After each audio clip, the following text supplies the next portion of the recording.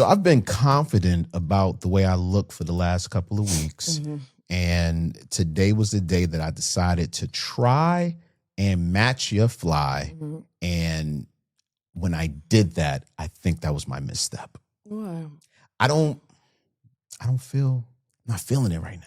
Why? It's my thing is relaxed, but it's a look. Like it's a look. I got a look on, but I don't know. Like, okay, so this is part of it. I have more weight I'm trying to lose. And people have been talking about my weight loss journey. And I feel like for the last month or two, when people say it, I'm saying the same thing. Yeah. And that's bothering me. I'm telling people, hey, I have another 60 pounds I'm trying to lose. Another 60 pounds I'm trying to lose. However, I've been saying that for 2 months now. I feel like by now it should be at least, I got like another 30, 40, you know what I'm saying? Something. 35. We've been eating like shit though. Yeah, look, facts. We've been eating like shit. Our schedule hasn't really been conducive. What it usually is when it comes to like we were doing pretty good with the whole eating decent things at decent times and all that other stuff, and we've kind of gotten out of that. At one point our refrigerator and freezer went out, so we ended up throwing away hundreds and dollars of food, and it was like a lot of the good food. So the problem with restocking your that fridge, shit is expensive. No, it's not. It's not even that. I mean, yes, it is expensive. But that's what it is for me. The problem with restocking is when you are on a run and you doing good and you're like buying like all the good shit or whatever, when you don't know what to cook for dinner, you go in there, there's good shit to cook. You're like, I have to eat the food that's here. The food that's here is the good shit. When you starting from ground zero, you start buying some of that, but then it's also like, I can probably fit one of these in. And then you eat like the good food up and then the other shit is there. And then you're constantly trying to restock. You're trying to buy food to just, replenish it, especially with a family like ours. We got a big family. Yeah. Everybody got to eat. Yeah, we got to feed everybody. And sometimes they eat stuff that's different than what they don't want to eat what we're eating. So a lot of the times we buy what everybody can eat when we've stocked up on our healthy shit. Right. And now it's gone. Now we just, scavenging. Yeah. Yeah, I get, listen, you made beefaroni. Basically, yeah. From scratch. Yeah. Basically. For the boys the other night, and you asked me, are you going to eat that? And I was like, hell no, I'm not eating that shit. I'm not putting that in my body. Yeah. But then it dawned on me, I ain't got shit else to put in my body. I didn't eat it. I had some the first day. Yeah, I saw. The first day I had some. It was a healthy portion too. Well, no, it wasn't that bad. The first day I had some because I was like, you know what? I could do this. Like, it's whatever. And then the next days. Yeah, what did you eat last? Oh, wait. Chick-fil-A. And that's what I ate last night, Chick-fil-A. The night before that I had Bojangles. Yeah, that's pretty bad. So what happens is like, we, especially with just working and running all day, and the last couple of days it's been like Caden's birthday and like all this shit that we had to do. And I just want to get whatever the fastest thing is. Right. Which is the problem with fast food, is that everybody is so convenient. People are just like, I'll just get that. No, facts. The last couple of days, I haven't been really eating dinner until late. And I'm like, I just want whatever is going to get here faster. And you know that it's me thinking like that because usually when I'm in DoorDash, I'm looking for the most delicious. I'm looking for something that I don't usually get on a regular basis. Like I'm trying to look for like some shit. Right. But then I was like, man, I'll just have. That's how I knew I was just hungry. I was like, just give me Bojangles. Like I don't care what it is. I just want something. But I've been eating like shit too. Yeah, it's bad, and I don't know if like maybe I feel like my body knows because while I don't feel like I'm gaining weight, I feel like my body is. Waiting for you. Yeah, and mapping out. Like, I feel like the fat is going to the places it knows I don't want it to go. Like my face. It's going to my face right now. Yeah, somebody talked about my face. Yeah, I mean. Did you see that comment? No, I didn't. Somebody was like, Kristen's face is wide. They look so happy together. I think it's just the marriage face, the happy and marriage face. And I'm like, we've been married too long for me to think that. What is a marriage face? When you get comfortable, people start gaining weight sometimes. Happy weight? I guess that's what they call it. Okay. But like, I mean, I'm stressed a little bit. Like I'm not, like I'll have you know. I mean, our relationship good, but like, it ain't like honeymoon phase. Like it's just my face. That's interesting. When do you think we left the honeymoon phase? When the twins got here. When the twins got here. No, I think in the beginning, a little after the twins were here already. Because in the beginning, we were like, "Oh my God, this is amazing! No, I get that. They're so cool. We have these kids that belong to, both of us, and we created something." And and then after that, it was like, it's a lot. Why are you not doing your part over there? You're right. Yeah, you're right. Okay, okay. I concur. Yeah, I concur. Which we don't give each other enough grace for. What you mean? I mean, it don't matter now. Because most people have one at a time, And then you have that new kid to, even when, like, we have our older kids, like, you would have you adapt to that, but, like, they be everywhere. Yeah, no, so... the same phase in life. And it's a crazy one. A couple of weeks ago, we were looking for something... we were looking for something from Alex on Apple Music, I think. We were in the boys' room. We were connecting Apple Music. Yes, we were looking on Apple Music. Right. And we came across Alex Babbitt. Alex Babbitt on a stand-up clip on Apple Music. And it was from the special that's on Prime right now with you and Alex and Nico White, AJ Foster, hosted by Jay Farrow. Yeah. You know the name of it? It's called, is it Laugh Out Loud? No, that's because that's LOL Kevin's. Network. That's Kevin's. Yeah. Laugh It Forward. Laugh It Forward. There we go. Laugh It Forward. There we go. I'm not going to take that out. My bad. My bad. I'm sorry. But we saw that up there, and there was a tracks of you from your set. And I was like, why am I on Apple Music? Right. So that had me. Alex and I was speaking a little later. And he was like, "Yo, she's up there and everything." I was like, "Yeah, man, this is really cool." And she's really trying to get back on that stage. But I had to give her grace. He was like, "What are you talking about?" And I was like, I had to give her grace because if you look at the timeline, she was like railroaded. You know what I mean? So basically, you got pregnant in 2017.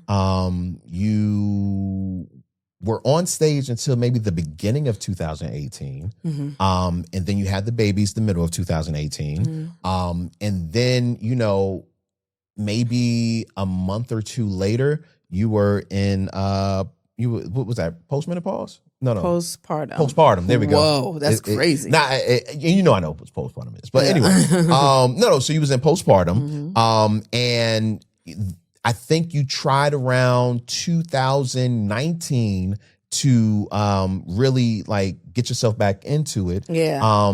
But that was towards the end of 2019. And I would say maybe around January of 2020 is when you were starting to get back and do consistent gigs, and then the world shut down. And I was telling Alex, it's so crazy that right before the world shut down, we were working on a tour for you. You know what I mean? Like I remember calling around, sending emails, and like I sent an email maybe the first week of February to a bunch of venues so we can get you a tour, because my thing was, you need to be on people's stages, not just featuring, but whatever. But COVID happens and we're there for 2.5, 3 years. Yeah. And then when we got out of COVID, a couple of months later, the podcast pops, and then we're on tour forever. So I was like, yo, she literally got railroaded because there were so many years that circumstances happened. You know what I mean? And so when you say give grace, it took me a while to even give you grace for that. You know what I'm saying? And I apologize for that. You know what I mean? Because I can be hard, not like in a way of, wait, no, you need to be doing it, you need to be doing that. No, you are just if you, it's your mindset is almost like what are you waiting on? What do you need? Like, why do you need all this preparation? Just do the things. Right. Like, just do them. Like, once you start doing it, then you'll, I guess adapt to it, and you'll whatever. Just stop procrastinating. Only when I believe in people. But there's some people I say, please procrastinate. You are trash. Like, please just chill. Just think about it for a little bit. Wow. Well, thank you for that. Did you have that conversation today? No. We had that. Like I said, it was when we discovered you on. Well, you ain't never told me you gave me grace. Amen. You waited for this to tell me that you... No, it just came up when you said, we have to give each other grace and everything. But yeah, like I totally give you grace. Because it's hard. It can be really hard. And, like I said, it wasn't until a couple of months ago that I really sat down and looked at the timeline and understood why it's been so hard and why it seems like it's been so much time, because I'm super proud of you and I just want so much for you. You know what I'm saying? Trying to give you things that other people didn't give me. I don't know where this came from. Sound exchange. Is that where this came from? Yeah. Did we even say sound exchange? Oh, because you can leave it out if you want. No, it's fine. No, it's fine. But that's how me and Alex's conversation started. Okay, yeah. But all that to say, yes, grace to your partner, giving grace to your partner is super important. Like super important. Especially because you're the person closest to them, and I think in some kind of way we expect our partners to, understand what the fuck we going through. Like when I look in the mirror. Do you understand what I'm going through? Oh my God. Sometimes I just, I don't know. Sometimes you're just in your body and you're like, I don't get why you don't think about what I think about. Like you don't realize it. Like that you're, Yeah, cause I don't know what the fuck you were saying. So like yesterday, I snapped at you yesterday. Did you? Yeah, I did. Because you couldn't find the goddamn keys. Oh my gosh. So oh my gosh. he couldn't find the keys, and then he called me to find the keys. And then I went downstairs, turned the light on, and the keys were right there. And I lost it. I was like, oh, I'm going upstairs. I said, I'm sick of you niggas. I literally said that. And I felt bad because the only you niggas that was downstairs was you and our daughter. And I was like, I wasn't talking to her. It was I was like, I'm sick of you niggas. I went upstairs. I was like, oh my God. Then I went in the boys' room and I was getting clothes ready because I was about to wash a load, and you came in there. And I was like, what you doing in here? He was like, I said, I know you're not about to come in here and look for no keys. Yes, because Caden said they might be upstairs. I said, nigga, if you don't go downstairs. I said, they downstairs. That's what I just said. On the floor. Yeah. And you left out. And I felt bad. But I was already irritated from other things. And I was like, he doesn't even know that I'm irritated. So I'm like, sometimes you're just like, I don't know. I felt like you were irritated because literally I came in the house, or maybe I was already in the house. Yeah, I was already in the house working on something. And then like I kind of lost y'all. And then when you reappeared, you were on the phone asking me for something, but I was on the phone as well. And I was like, oh, so she's irritated right now with whatever that's happening. And then when I came upstairs to ask you for the keys, you ever had somebody that was in a mood and then you walk into the room that they're in and feel like the whole room is in a mood? Like that's what it felt. I was like, oh shit, I walked into the Thunderdome. Oh no, it started with you calling me like somebody was dying and I was on the phone in our room and you were screaming. You were like, baby, where are the keys? And I was like, I know. Nah, I had my earphones in. I said, I know. He is not calling me like this. I'm on the phone. I'm like having a conversation. I'm like, oh my God, what do you want? Like, yeah, I wasn't I just couldn't hear. I wasn't like yelling at you in an aggressive way. I just couldn't hear. So, so I apologize about that. Yeah, I don't even know how. I don't know where you were going with that. I had a point, but sometimes my point be shifting when I start talking. But it was something about we don't understand each other sometimes. And we got to give grace. It went into what you were saying, but sometimes other things happen, and it's like, oh, and another thing. Remember when we did the thing? So my bad. It's all good though, man. Bad. Listen, it's another day. Couples go through shit. We go through shit like everybody else. Yeah, you know what I mean? And that maybe that's something you can take away today, if anything. Well, you should have took that away. Leave with listening to the podcast. What, Grace? Oh, no. Oh, I thought you meant couples go through shit. Oh, no. Okay. Yeah, no, Grace is important. Grace is important, man. It's J-Rod. Kristen Seville. And then we, the podcast, the fastest growing podcast in your city. In your city. One day you're going to bring the cities back. Yeah, no, listen, I am. I was on the phone earlier today. I got mad things. I was on the phone earlier today with Taylor, and we were speaking, and I was letting her know about what we've been discussing for a while. And during that conversation, I must have said something where she asked, "What's going on? Like, why are you so stressed?" And I'm like, "I'm not stressed. I just have a lot on my plate." And I realized I was maybe 2 minutes down the block when I was speaking to her. And by the time I finished speaking to her, I was pulling up in front of my barber who works about 17 minutes away from here. I was like, damn, that was a lot of shit. You know what I mean? Like just listing the amount of things. But on that list is making sure that I get the cities back in. Yeah, because I want to do something special. I'm having a hard time today. Why? Because the thing about having these cameras, these beautiful new perspectives, these new angles, these clearer pictures, is that I can't camouflage a bad lace day. So like today is not a good lace day. And all I can think of is like when you start cutting this up for clips, it's like they gonna see the lace and they gonna talk shit. But like, I don't give a fuck. But it's gonna be hard when you don't clip up the fact that I know it's a bad lace day. and they see the clip and they be like, but her lace. But like, I know that. I recognize that. I receive that. But like, I don't have as much leniency with, you know. So this is what I will say. With makeup, with lace, with anything. This is what I will say. Yes, the cameras, when I'm editing, I can tell what kind of lace day you're having now. This is a bad lace. But at the same time, I've seen people without cameras with bad lace days, and they rocking it like it is okay. But they not me, and I'm not okay with it.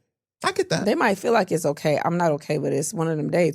And like, I know some of y'all watch this on big screens. Ooh. Hey, zoom the fuck out. I don't know if you can do that. I don't think you can do that. Hey, I don't care what you do, but like, I don't know. Cover the top with, I don't know, just wash the hands and the body. Like, yo, if you do that, please send a picture. Cover my head. I'm gonna do this the whole time and I'll tell you what we doing. This is what we doing. I'm talking about my hands today. That's funny. Yeah, that's funny. No, baby, don't just be strong in your bad lace. No, because I don't want to be confident and they think that I did it on purpose. That gives you more fuel to joke somebody, because if they don't know, like, it's different. But when somebody like goes into it and they're like, "Fuck it, I know." But it's like, okay, well, bitch, why do you don't know what you're doing? Okay, so here go a couple of things. One, don't talk about fashion today or hair. Don't do that. Two, Why? do not, Why? Because if you talk about it, then they're going to try to pull you apart. Well, I done already talked about it. Yeah, but that won't be on the clip. You know what I mean? Okay, yeah. Two, don't talk about women at all, because they 90% of the time have your back. Women have your back. So as long as you don't make them feel bad, why would you're I fine. make women feel bad? I don't know. You I'm might a say woman. some shit because, you be real sometimes. It's woman. very rare. But you think that women only accept the fake? Number 3. Oh, wow. Okay, that's fine. No, it's true. But whatever. Whatever. And number 3, don't do this. Don't do this. I mean, like, don't rub it out, because then you're pointing to it. Well, here's the thing. If you see me do it, just fix it back for me. It's going to look like affection. I don't. So anybody that watches is going to be like, "Oh, he's so sweet." Now, that'll go viral, Yeah. but I don't know how to do lace, so. All you got to do is just bring my hair back here, because you put the angles over there. So if they see it starting to fuck up, yeah, because it's a little piece back here. It's underneath the hair, but. I bought a couple of hats. Maybe I should get you some, too. Yeah, I would like some. Because I'm going to wear this wig for a while. I don't feel like doing my hair right now. Nah, so, I get that. Yeah. I get, but you look beautiful regardless, Thank you, baby. baby.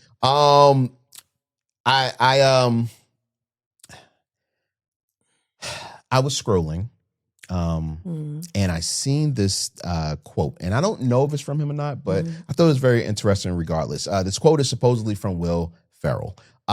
Before you marry a person, you should first make them use a computer with slow internet to see who they really are. That makes sense. Very, very true. And that got me thinking about today's top 6, right? I want to do something that, echoes those sentiments because I think he's right in his own way. So let's get into my favorite part of the show. Bitches love this.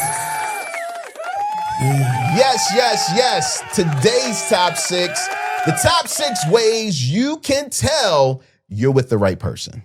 All right. Now, I don't know what your barometer is. I don't know what you do in your own home, in your own relationships. But regardless, we all have things that I think are unique to us sometimes. Yeah, I think so. To decide who's right for us. All right. Now, some people say that there's somebody for everyone, but according to the census, that's not true. But there may be somebody right for you, and you have ways to find that out. So we're going to give our ways to know, maybe the top 6 ways to know how to tell if you're with the right person. So this is the things that you use, and then the things I use? Yes. Okay. Wait, did you write anything up there that you didn't? Oh no, I'm just now thinking of them now. That's fine. Don't worry about it. I'm gonna have it. I'm a quick thinker. Okay. Yeah. Okay. So I feel like 1 or 2 of mine can be a number 1, but if I make 1 or 2 of mine the number 1, people are going to be like, that ain't a number 1. But I think at least one of these should be a number 1. But if you feel like in your thought process right now that you may have a number 1, No, I think that one of yours is a number 1. Okay. Do you think is this one or this one? That last one, right? Yeah, that's what I thought. All right. So here, these are the top 6 ways to tell you're with the right person. Number 6 is on you. They know what a top 8 is. When I say a top 8, you know what I'm talking about. MySpace. Yeah, because I'm at an age where if you were like, "What are you saying?" I'm gonna have an like an attitude. Like, Right. You know who Tila Tequila is, like, because she was big on MySpace. I think she had the most followers or something on MySpace. Okay. So like, I'm looking for somebody. I'm talking about you had a top 8 and you had a place in somebody else's top 8. Cause I only fuck with real niggas. You know what I mean? And I know you was in a couple top 8s. Who, me? Your slutty ass. No. You weren't? No. So, okay. You wasn't in nobody's top 8? Not that I know of. Not even family? If I'm being honest, I wasn't huge on MySpace. Really? So I had a MySpace page. I had, all of that. But I was late to the party first. And second, when I got on MySpace, I didn't understand it because my only concept of using the internet up until that point was AOL?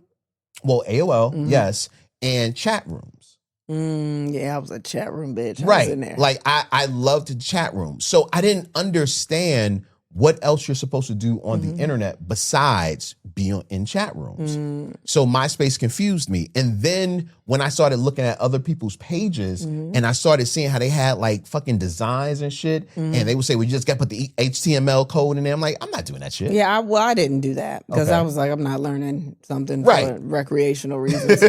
Am I getting a grade on this? I'm not doing that. That's too much. Yeah. So, so I was up there, but I really wasn't up there. Like I didn't really get a lot of usage out of it. This is how old I am. When I was my first year of college, I used MySpace to create a group page for our group.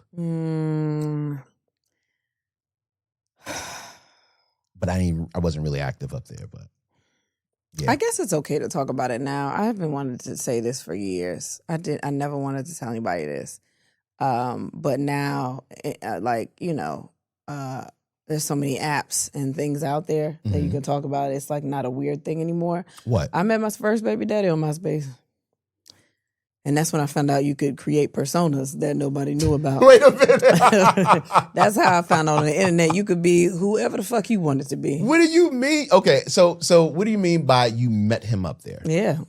Like what? Because He sent me a friend understand. request. He sent me like a request or whatever. And I was like, oh, that's so cool. He, his job. he does that. That's awesome. I try not to give too many clues because I don't want Right. nobody to narrow it down. Right. But and they won't if they're not out here. They won't. Yeah. But I was like, oh, that's so cool that he does that. Mhm. And then I saw that he like traveled with it. Okay. And I was like, oh, that's some cool shit. And then started talking to him. Huh. And that's how it happened. Really? Man, that's why I could never survive in the internet dating space, because I would think everybody was lying. I'd be like, ain't You no so way. jaded? Yeah, I'm so like, how do y'all fucking do it? There'd be no way. That was Is the first there- and only person. Is there what was your pay? Like, what was your picture? Do you remember? Like your profile picture? Yeah, I think. I had a couple. Really? One was like, I'm not doing this with you. What? No, Because you I'm- always got something to say. No, I'm not doing this with you, I'm just yo. curious because you said he met you up there. There's a couple. It was either one where I had like my little, my swoop and I had like the little Leah thing, but I was like kissing, like doing kissy faces at the camera. Or it was one where I was like leaning against a fence and my head was down. What year was this? I was young. Yeah, man. what year? I don't know. I was like 19, 20. Okay. Are you okay? What's that, 04? Yeah. No, 04. I would graduate 05. So like 07? maybe 06, Ooh. 07. All right. So She was born in 08. So. oh, okay. Yes. I'm shooting you bail right now. Come on. Let's Just do know it. that. Let's do it. Because I don't really remember 07 a whole lot. Oh, you trying to act like it was probably cool then to do that. No. When did you take those pictures that you I don't had know up when there? I took those pictures. Like, were they like, I don't know. oh, these are throwback pictures, or were they like, I don't know, These are because I yesterday's mean pictures. that's like that's weird, because even my Facebook picture now is an old picture from a live show, okay, and sometimes I don't change my pictures. Okay, so cool, I don't cool. know when I took that picture. okay, because like I feel like in '96 Mm-hmm. that was the picture, but if that was 10 years prior, Mm-hmm. then you would be 9 years old in that picture, at least the one with the hat and on the gate. And I wasn't 9. I was. I didn't think so. I'll I didn't, show you I the didn't think so. picture. Oh shit, you got it. What is it? You have the picture. I'm pretty sure I have the picture. Like it's in here, and I'm only showing it to you now because I know you're gonna post it later. So I might as well just get this the fuck out the way. Just get out the way. Nah. I'm sure it's not as bad as my thought process is right now. No, don't worry about it. It is. No, it can't be, baby. You're beautiful. The one with me leaning on the gate. Maybe that one's not. Oh, I wasn't leaning on the gate. I was just leaning on a wall. Ooh, brick. Damn, I Brick do wall. not want to show you this. Brick wall. Let me see. I got a brick wall picture. I don't want to show you this one at all. Let me see. No, Come on. it's not a brick wall. It's not a wall. I actually don't know where I was. Let me see. It can't be that bad. It cannot be that Yo, bad. what's wrong with me? Let me see. This is a picture. Oh, God. Are you okay? Were you okay? I was. What the? There was Black Panthers on my shirt. What? You know what's crazy?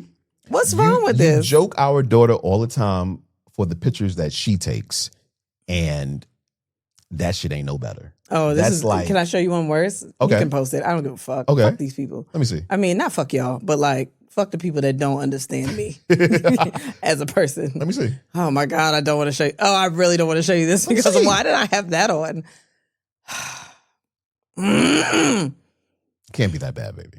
It cannot be that bad. I think you say that to prep yourself because you know it is that bad. No. I have faith in you. You don't. You shouldn't. A little bit.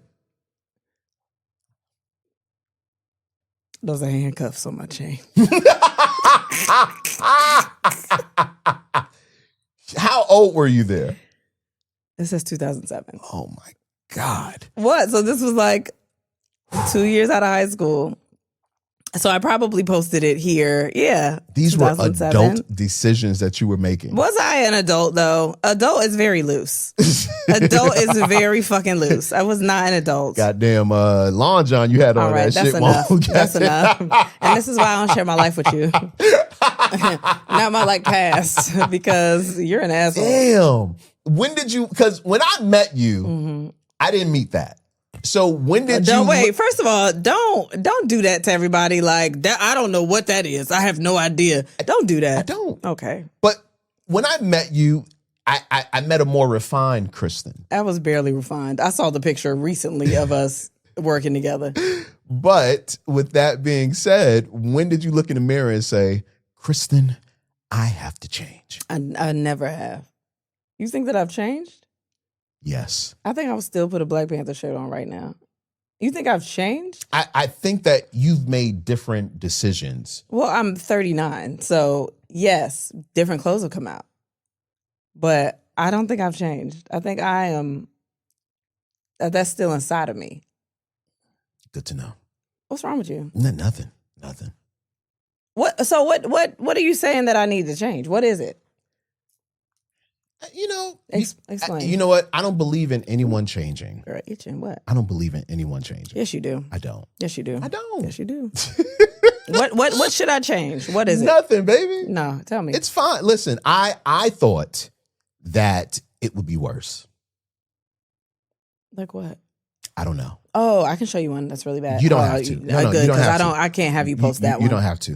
That one will not be posted. No, listen. Because they're gonna be like, let me see. And no, you cannot see. I am sure you could go through pictures back in 2007 and find some unsavory pictures of me. Yeah. I'm sure. No, don't worry about it. I've done it.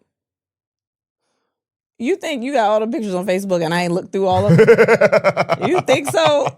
We are married. I haven't looked through your pictures. I've seen it and I still love you. And I mean, it wasn't that bad. I shouldn't. It wasn't that bad. Hey, guess what? It was. It wasn't that bad. I bet you it was. 2007, it wasn't that bad. But you were also a grown up. Yeah. Shit, 2004, so it could be equal. Wasn't that bad. I don't know about that. Okay, I'll look as we're going through this. But anyway. You love showing old pictures and then you pick the best pictures out of the worst ones you got. No, you know what it is? I got rid of the worst pictures. I never kept any history of that shit. Oh, I don't care because I feel like everything is a part of me. You know, I'm ever evolving. You better fucking say it. So, like, whatever I did then, yeah, it ain't what you do now. It's not me now. I'm fucking It's proud. one outfit. It's his outfit. It's this picture of me and my friend. We went to John Legend concert. That is the worst outfit I've ever put on my body. And I thought I was so fucking cool and different. It is. I had. Hideous? Let's just say I had fingerless gloves that were red net. So they were red, and I had it on one hand. We doing the top six, but you don't want to talk about it. Not at all. That was the thing they used to sell those. I'm sure. Okay, you tell me about that later. All right. These are the top 6 ways to tell you're with the right person. Number 5. Yeah, it's you. I won already. You're right. They can ride a bike. They can ride a bike. So. Here's my theory. A lot of people never go through trials and tribulations. A lot of people never go through things that they actually have to commit to. And riding a bike is like one of the first lessons of really sticking towards something to make it happen. You know what I mean? Because it's not natural to ride on two. It's a balancing act. And we haven't balanced like that until we've gotten on a bike. So it tells me you have tenacity. You have stick through. And I know people that haven't rode a bike before or that don't know how to ride a 2-wheel bike. And it shows in their life. Yeah, I know some people that ride bikes and they still ain't sure. I'm not saying that's the only thing you got to have. But I think that riding a bike is, it has to be something that if I want to date you, I need to know you can ride a 2-wheeler. Also, it looks really weird. If I say, yo, let's go get some bikes so we can ride down, the boardwalk or something like that. I get the bike. She don't say nothing until she get the bike. And then she's like, oh, we should get a tandem bike. And then I was about to say, why not get a tandem bike? Yeah, because I don't. Why you don't love nobody? Just work through it. She really want to ride a bike, but just get the tandem so she can feel like she doing it. Nah, hell no. I'm not going to lie to her. Why? You're not lying. You working in tandem. No, because by the time I'm doing all the work and she just riding, okay? But she going to tell people, oh, we rode a bike. But you teaching her. I'm not teaching her. It is, because like she going to get the rhythm of how you move the pedals, and then you'll be able to let her loose next time. She can lead the bike. You got faith in people. I remember niggas crashing. Damn, really? Yeah. I've seen an adult crash on a bike. What? But everybody don't know how to ride a bike. Just like no a lot shit. of, And those are the people I a lot of never people date. up north don't have driver's license. That's something different. No, it's not. Because sometimes you don't have to ride a bike. I haven't ridden a bike in years. Okay, but there was the same time. Shit. Like a lot of math I don't use. Like people just learn shit to learn shit. These are all apples and oranges. A bike, I don't think so. I think it's the same. A bike is something that unless you were underprivileged, yeah, which that is a totally different bag of shit. If you had access to a 2-wheel bike and you do not know how to ride a bike, baby, if you didn't have your own bike and you didn't have no money, you still rode somebody else's bike. I know plenty of people that learned by riding somebody else's bike. So you just making my point even stronger. No, but I think something about when we were younger, we were like, yo, we got to ride bikes. Yeah. And then we don't get on bikes unless you a cyclist and you running marathons or cycling marathons and you like doing that. But like, if you want to get on an exercise bike, it's stationary. You don't really have to learn that shit. Listen, I'm not saying that. You don't have to ride a bike. I'm not. When the last time you rode a bike? Me? Yes. When we were dating. When you ride a bike when we was dating? Oh, to my house. Yeah. That's crazy. When your license suspended. Okay. That's different. All right. If you know that sometimes you be getting your license suspended, you should learn how to ride a bike. No, because I think that's great. No, I got my license. You want them to go get a card and get locked up again? No, my license was suspended one time. Yeah. And that one time I needed to get to see you. Yeah. I wanted to see you. Yeah. And I had bought the bike before because I was just trying to exercise. Are you sure? Or you knew that you be drinking and driving? No. That was then. That's not, he don't even drink now. I'm not talking about now. Oh, shit. Statute of limitations. It's been over 7 years, right?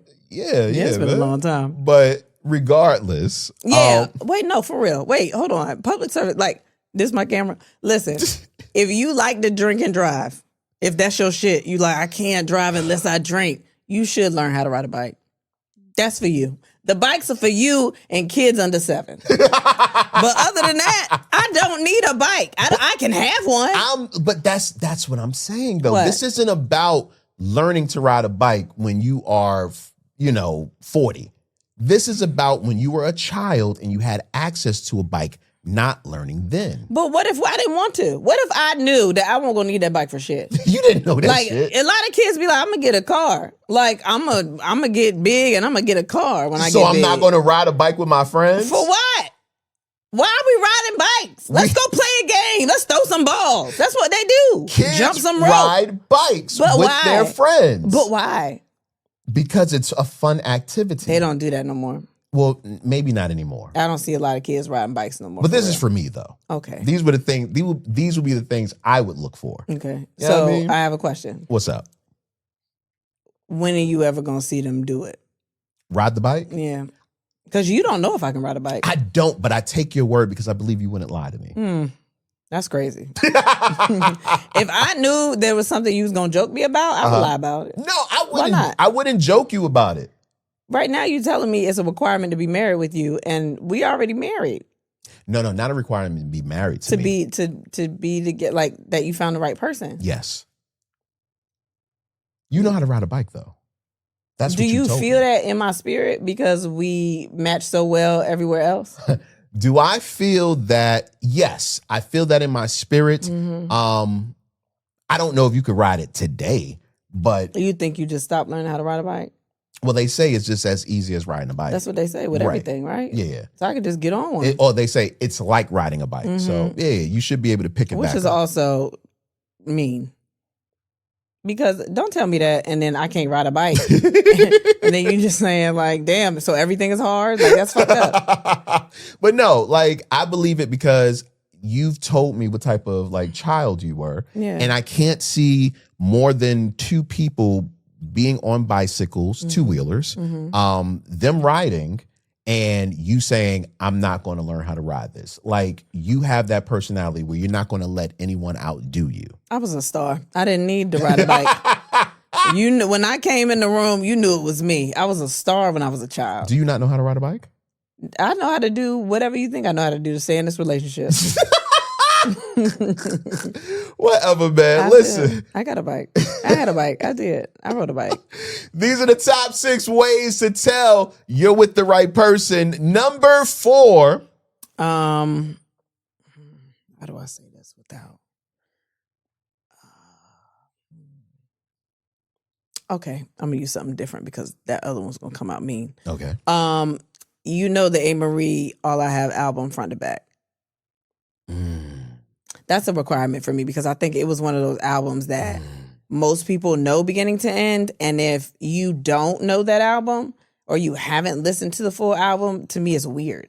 Because what were you doing? Yeah. What else were you doing? Yeah. What were you doing when she was walking down the street and all the shit? Like, what were you doing? You're right.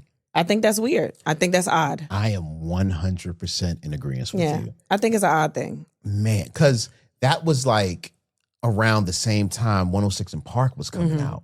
You know what I mean? It was out. Like, it was a moment. It was number one forever. Yeah, it was a moment. It And was it's- beginnings of 106 in Park. It's very odd to me if you don't know the quote unquote B-sides on that because there's none.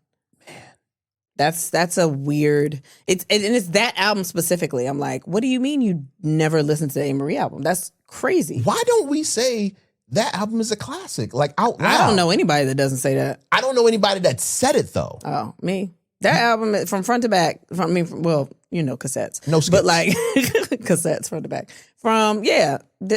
It's literally like there's no. It was a requirement to have that album. Yeah. For me, that's one. That's a good one. Yeah. That's a good one, man. Thank you. These are the top 6 ways to tell you're with the right person. Number 3. This is a personal one. I know. Just go ahead and have your soapbox. Number 3, they give head. They give head. I never refused head, when I started getting head. And I think because of that, I never really understood what place it sat within my life, and every girl I dated gave head. So I never went without. Congratulations to you. Until the relationship before I met you. That relationship was a headless relationship. Damn. And that's crazy. Yeah. And I was quite confused. Quite confused. Quite confused. Yeah. Because the reasoning was I want to save something for marriage. And I was like, this might get you married. Really? Was that the only thing missing? No, but I would have worked harder. That's not nice. And then she would have gave you that virgin mouth. And it wasn't a virgin mouth from what I heard either. Okay. Yeah. Who did you hear that from? That doesn't matter. That's a good question. Was it a I've male? been locked up. From Akon? No. Okay. Think about my life. Think about the people when in you my was life. locked up. Think about the people in my life. I've been locked up. You know Akon. You know Akon for real? My God. All right, wait. People in your life that been locked up? Ben R. whatever. Oh, okay. Well, that's all right. Well, that's insane that you did that to me. That was crazy. I mean, I got the answer, but you could have just done something else. Anyway, but it wasn't about it being a virgin mouth or non-virgin mouth. It was about the fact that I realized that head was important. Head was a love language. For you, yes. Yeah.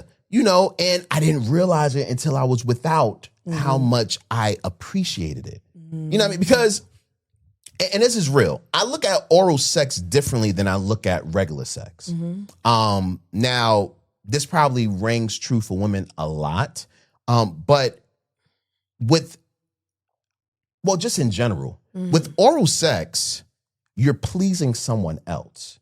Now, some people like myself get turned on by performing oral sex, but still in all, oral sex is a way to show your partner that you appreciate them and you want to satisfy them. It's not about you. It's about them in the moment. Yes. At least it should be.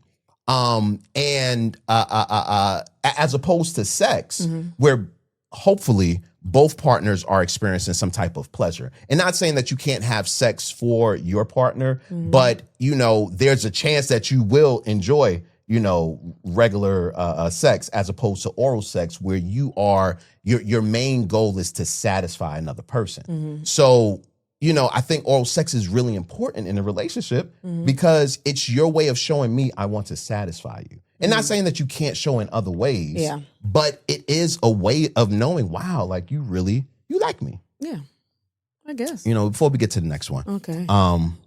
In fact, I'll save that for a little bit. Oh, okay. Let's get back into the top 6. Oh my God. These are the top 6 ways to tell you're with the right person. Number 2.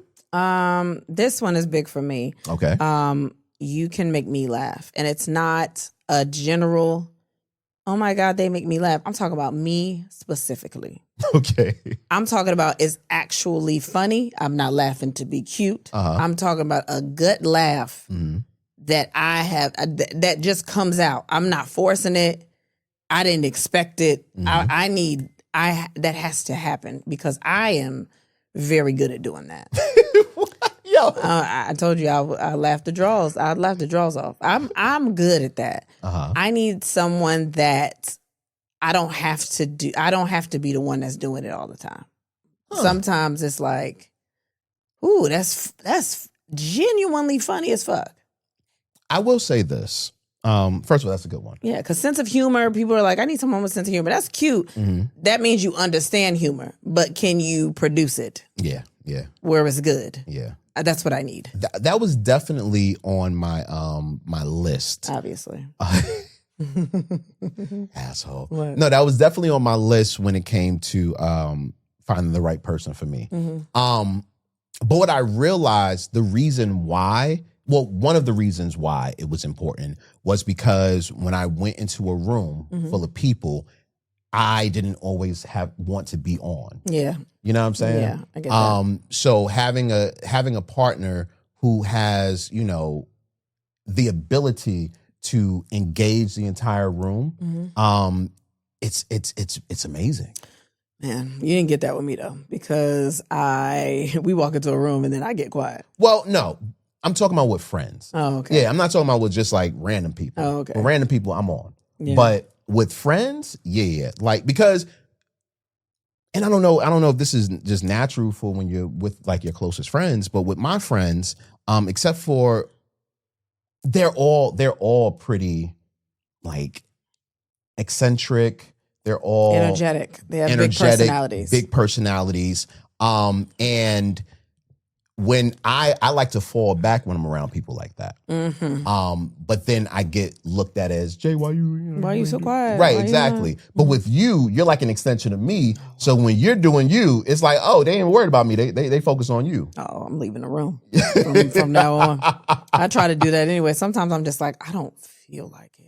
Right. If anyone expects me, I need the friends. There's moments for the friends that want you to put on, but then there's more moments for the friends where, we could just sit here and like not have to talk or, just be, we could just be here.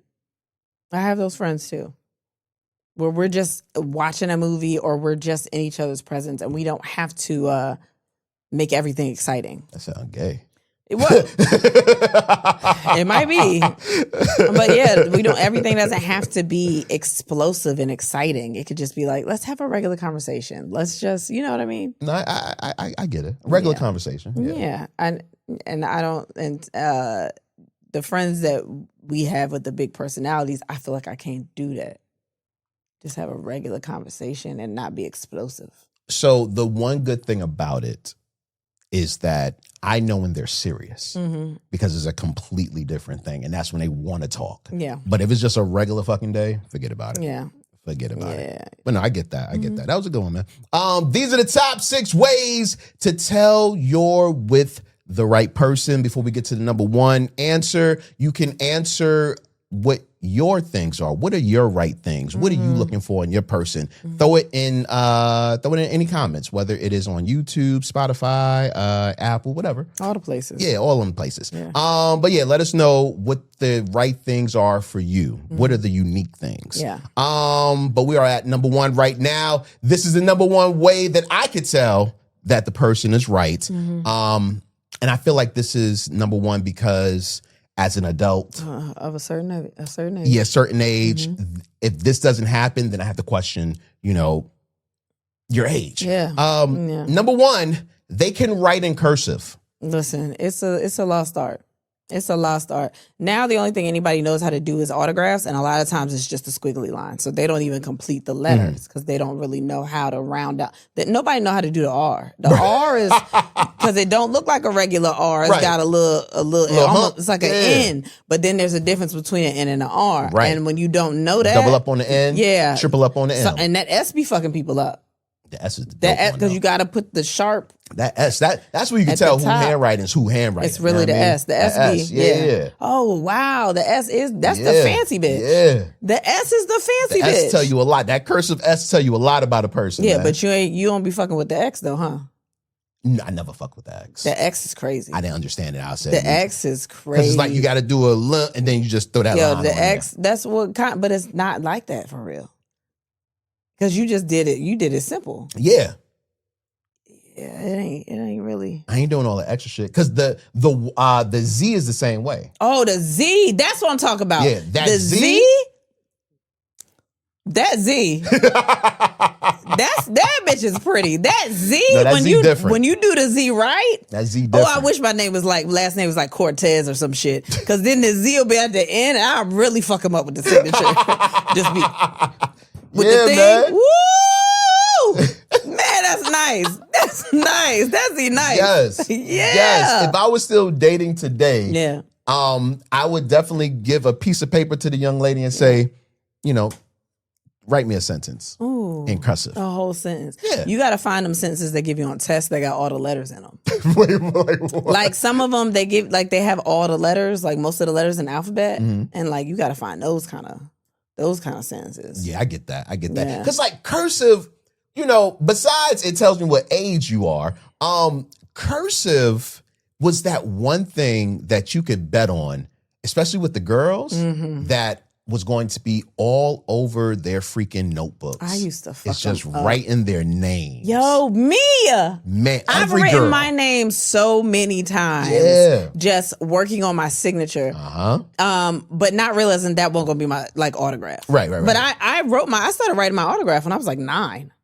Because I was like, this is gonna be mine. And it kind of is the same thing. But when you want me to write like some calligraphy shit, I don't even really know how to write no more because I don't do that much because you type everything. Right. But when I get a pen, I be fucking. Yeah, man. God, don't let me have some nails I'm on, telling nigga. you, like to see somebody with a. I should have been on the Disney Channel. You can do the. Yeah. Oh my gosh, I'll fuck Mickey head. Wait. Man, I need a pen. For real. I'm but no, knowing how to write cursive and seeing someone's penmanship with cursive lets you know how much time they took in, putting it together. Yeah. You know what I mean? Like you really cared about something. You had pride in something. I used to love writing cursive. Yeah, but also they stopped doing cursive for the most part in 2010. Something like that. Yeah. And I think in 2025 or 2024, they started bringing it back. I think right now 25 states. But why? Because now everything is automated. So why the fuck are we learning how to write? I don't know why. I don't know the reason they started bringing it back. They shouldn't even teach them how to write letters. What? Just teach them what the letter look like and type it. Everything is automatic. You can do voice activated. You can type. Like, who the fuck is writing? I mean, signatures are still important, I think. I mean, I guess, but now they got where you can put it in the computer. True. All you gotta do is type it out, and it writes in cursive for you. You lazy bitch. Because why? If I'm typing it, then just use the. Yo, the first time I read signature and I typed it, and I'm like, bitch, this is just cursive. This ain't like a real signature. Like if I were to do it, this would be flat. That would be because that ain't shit. Yeah, you know what I mean? Because the J, you know what I mean? That J is crazy. Yeah, wow. and the capital J is different from the lowercase J. You know what I mean? But they both got style. They do. Yeah. Wow, I'm jealous. Because I be trying to make the K some extra shit. I be doing the. I be just trying to. K. But when the R come after the K, Yeah. You do the K. I'll be putting a tail on the K and then you come in with the R. Yeah. That little dip. Also shows your creativity inside of your cursive. Yeah. Oh my gosh. Yeah. That's why nobody's creative anymore. Yeah, it tells you so much about a person. I bet if we asked all of these, Gen Z people to write their name in cursive, it would look the same. Probably. Because they didn't practice it. It's not on their notebooks. Yeah, it's not something that they were like really putting time into. Yeah. They just learned it once. Yeah. So everybody, they not original. Yeah, man. Look at us. Telling you something. Look at us. That cursive writing, it tells you so much about a person. That's big. I never thought, that's right. That's right. Yeah. These have been the top 6 ways to tell you're with the right person. Yeah. Once again, if you want to tell us how you knew you were with the right person or what things a person has to do in order for you to know they're the right person, leave it in the comments, man. How was your day? How was my day? I'm sorry, week. My Is that the second time I did that? I feel like I did You've that been last doing week. a lot. How was my week? Well, it happened, I got a fucking adult. So Oh yeah. it's kind of The follow-up. yeah, so I do have an adult now. You want to do some applause for that? No. All right. She not here, so I don't give a fuck. Yeah, the girl turned 18. It was bittersweet. I did not do the birthday thing with her, everybody. I was very like, no, girl, have a good time. Do it. A part of me was like, wow, I get to save a little bit of money. So that was cool. But I think she went to her friend's house and they all had like a little party, I guess, and kind of hung out and just like had some baked goods and sang happy birthday and did whatever. Like it wasn't, it was, I guess it was cool. That was the day before, right? Yeah, that's what she wanted. So she did that. And then on her actual birthday, which was Monday, I made her a little breakfast. I made like a little steak and I sliced it up, made it all cute, some chimichurri, made an over easy egg, and then made her little yogurt bowl with mango and stuff. It was really cute. And then we didn't really do much. Like we went and got a free nothing bundt cake. And then I got her what she wanted for dinner, and she wanted like a poke bowl or something like that. Okay. So she got that, but we didn't really do much. What happened to the tattoo? I thought y'all was supposed to be getting tattoos. Yeah, I said I was going to wait because I want her to actually figure out what she wants. Right. I don't want you to just be like, oh, we're getting a tattoo today, I'm getting anything. I said it's going to be on you forever, and you should start small because you're still doing theater and acting and stuff. Right. So once she has an actual thing that she wants, then I would like to go get a tattoo with her. She want to go to the gun range, so I called my brother, who is trained. He said he was going to call my cousin, who was also trained, and I know that if they go with her, she'll be all right. Okay. Because those, they are very protective of my baby. Right. So it was really, what actually happened the night before that, she went and got lock extensions because she's got locks. So she got lock extensions, and she was out till like 1:30 in the morning. Oh, I know. And because you went to go get her. Yes, praise God. She was done at like 1:30 in the morning, which, okay, people go get stuff, get their hair done. Sometimes they be out late. But she had to be at work at 5:30 the next morning. Yeah. So she came home. She even took a shower. She got like 2 hours of sleep. Yeah. So that morning, I said, let me go. I'm going to go just put eyes on her at her job because I just wanted to see how she was doing. And she was like, Mom, I've had like 3 shots of espresso and I was like, girl, calm down. She was like, no, I'm fine. Like, I'm hype. I'm good. I'm hype. And I was like, oh, they gave my baby crack in there. She looked strung out. They gave my baby crack.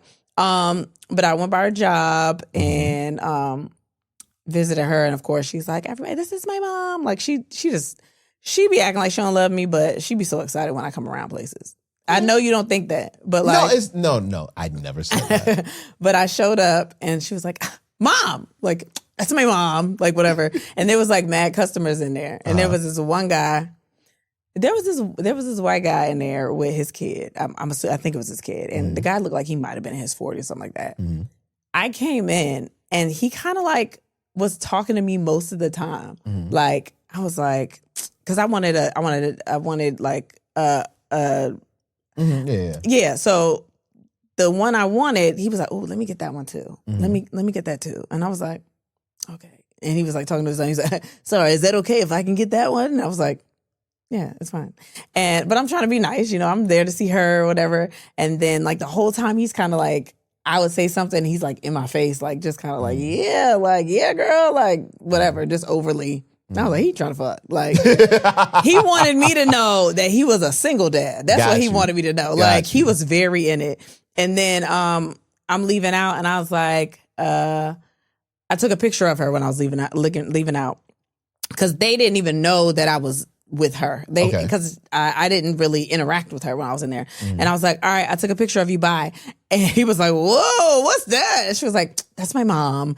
And I was like, she's turning 18 tomorrow, so I had to come take a picture. And everybody was like, what? And she said when I left, everybody was like applauding and they were like, girl, that's your mom? Congratulations, you're gonna be 18. Like they were so excited. And I was like, okay, I don't know if that was embarrassing. What pants did you have on? I looked very bummy that day. I don't like tights. The ass was showing. Black and that's part of it. Like, cause they like, oh my gosh, she looks young and look at that ass. No, like I looked a mess. Like I went inside with sunglasses on because I was like, ugh. Yo, you say you be looking a mess, but I did look a mess, baby. People can tell when you look good, baby. I looked a mess. So what? I went in there and but she said she was like, oh my God, it was such a big deal when you left. Like they were applauding and they were like, oh my God, girl, like 18, how's it feel? Like they were just treating her very nicely. And like, I think somebody might have brought her some free food and like stuff like that. So I've been wanting to ask you this, but now that her birthday has passed, this is the perfect time. Does it feel different? Now, I know that you have 3 other kids, but does it feel different? Like, what do you feel as the mother of, a legal adult? So, I don't know. She looks a little different to me. Really? Not like a lot, but she looks a little different. And we were talking about stuff. I can't remember what it was, but I feel like our conversations are probably changing a little. Over the last couple of days? Yeah. Is that you or is that her? A part of me feels like I can open up a little bit more about things or ask her other things that I wouldn't have asked her. Even though it's only 17 to 18, something about 18 is more... Now she's still, she's still a child, but it just feels a little different. She used to say stuff before and be like she'd be talking to an adult and be like, "Oh my God, Mom, I just had an adult conversation. And why weren't you there to protect me? What's wrong? Why weren't you there to like?" It would, and then it happened again like a couple days ago, or no, like the day of her birthday or something. I was like, "You're 18. Like this is gonna happen." Yeah. And then I had to come to grips with the fact that grown people are going to talk to her about things. Not saying like, they're just going to, they're going to talk to her about things. She just texted me now. And she's going to have to figure out things on her own, and doctor's appointments. I don't have to be in there. I mean, I'm a taker, but like, they don't need me for things. It's just, she could be an emergency contact for the boys. No. Well, I mean, she's a great choice, but she ain't got no vehicle. She ain't got no vehicle. I'm not saying. I'm just saying she could do that. Like there's, I don't know, man. I told you, like one time I was like, I can't wait till she 8, and now she 18, and I'm like, this is weird. But also I have to remind her that she is still growing. She is still developing. That frontal lobe's still open. That shit open as a bitch. It's not done. It's not done developing. I have to remind her of that because I see it. I see something on her where she feels like she has more responsibility and she can say more.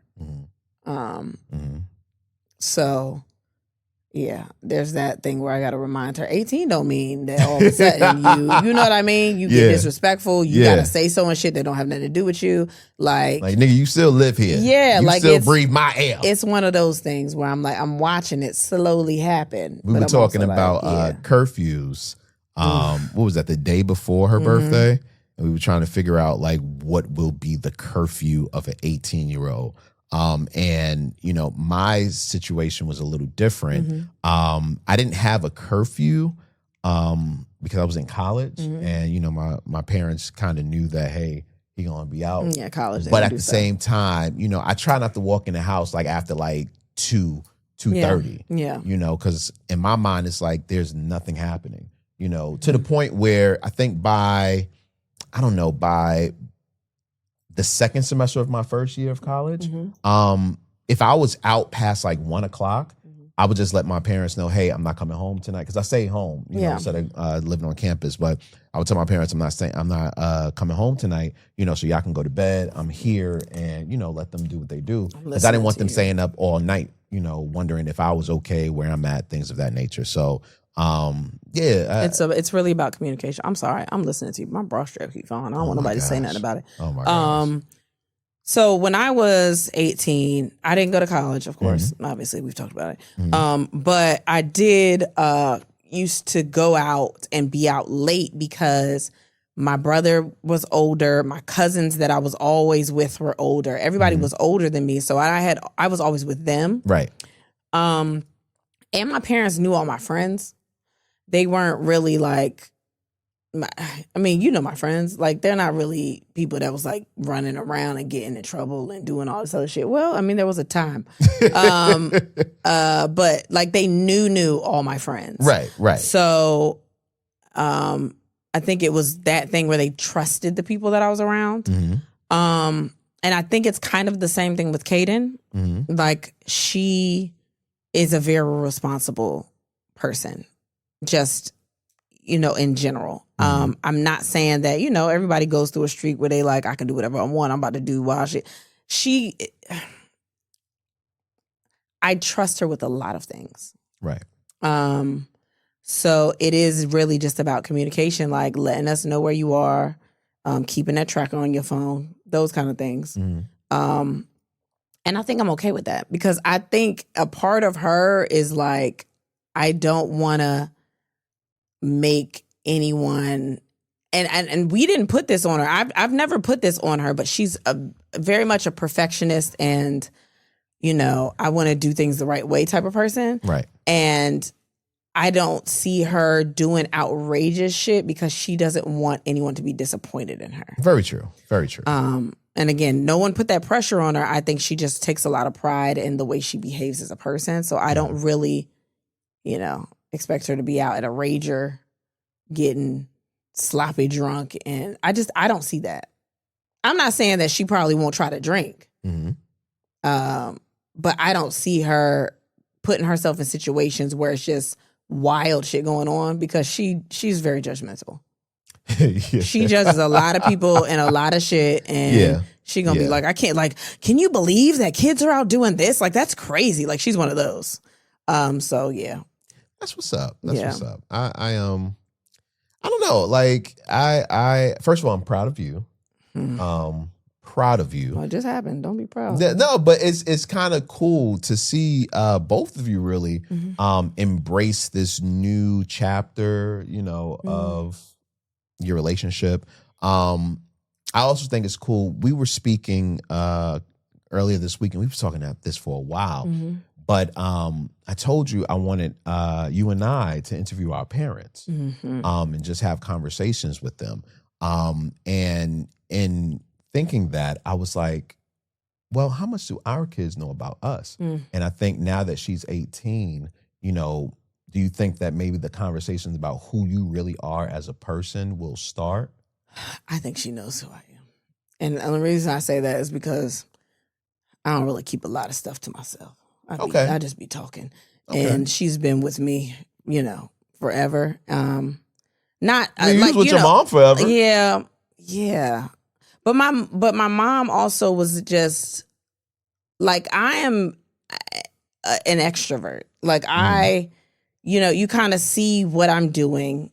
I was doing comedy. Like, you see my personality. I know my mom's personality. I just don't know a lot about her as a child. Right. But I think that I don't know. I kind of feel like Kaden knows those things. Do you think she... We've had discussions about things. People have told her about how she's a lot like me and those kind of things. And I didn't really have a lot of people telling me that about my mom. A lot of people didn't say that I was like my mom. But I looked like my mom. And I have mannerisms like my mom. Like you do. And not attitude, but like, those kind of things where we are very much alike. I think that you and your mom in particular have the same like DNA, but life has shaped you guys in two completely different ways. Yeah. But I think that if you would have lived her life or vice versa, then you guys would be way more alike. Yeah. I think that's really it. And it's, again, my mother she's fucking amazing, but like we as people are kind of two different people. Right. We had this discussion the other night. Like I've just learned a lot about myself growing up and, just meeting people and all those things. So, but I think Kaden is a lot like me. And it's not like I want her to be like me. You know how you have a kid and they're like, my mini me. And I said that when she was younger, like, oh, my little mini me. But like, I don't want her to be a mini me. I want her to be her. But we are very similar. Honestly, I think you and her are a lot alike the way you and your mom are. Really? Yeah, because so there was a time that she was your twin. Like she wanted to do everything like you, to the point where she does everything like you, and then y'all have like similar interests and things, and you have those same things like that. Yeah. But I do see her being shaped slowly by the things that she's encountering in her life, and the way it is shaping her is much different from you. You know what I mean? So while, like I said, I think y'all have the same base, I think in the next 5-10 years, you're going to be like, who is this girl? Maybe. And I'm not against that. I just want her to be successful in whatever she's doing. I want her to be well-rounded, someone that is I just want her to be a good person at the end of the day. And I think she is. Yeah. So 100%. that's really all. I mean, all I can do. I'm it's 18. Real technically, like I don't have to do nothing else. But we were 2 years away. We were 2 years away from being done. Yeah. And then it's all right. Don't worry about it. It's all right. But yeah. Yeah, man. My week, I forgot we was even there. My week was pretty much most of the same. But last Friday, we went out to go see a friend for their birthday. Brene, who's actually a listener. Shout out to Brene. Shout out to Brene. She had a kind of unique celebration for her birthday. She's a comedian, stand-up comedian, but she's also a great singer. Actually, Brene and I went to school together. Okay. Brene and I went to school together, and even though we were in college, she was the class clown. Oh, well, no the shit. fucking class clown. And then after school, like I lost touch with a lot of people. Yeah. So when I met you and we started kicking it and everything, and I don't remember how we figured it out, but you knew Brene, and probably because it's just stand up. Yeah, pretty much. But you knew Brene, and then I realized that she was doing stand up. I'm like, yo, she should have been doing this the whole time. But I was like, it's so crazy because she's such an amazing singer. And Friday for her birthday, she kind of put on a one-woman show where she was singing, but she was making jokes too. And I was like, oh, that is so tight. That is so her. Yeah, this is gonna hurt me. What? Because I got to give her compliments. She looked fucking amazing. She did. She sounded amazing. She did. Like it was such a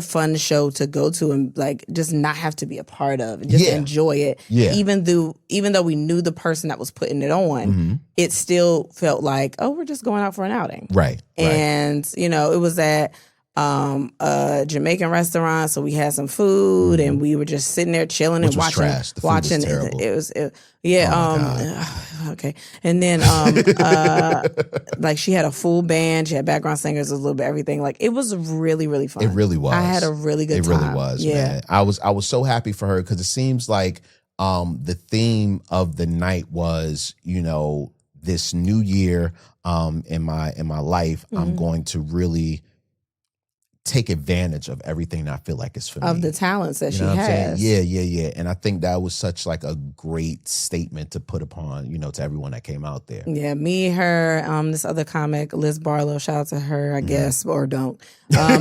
We all have this running thing where we hate each other. Yeah.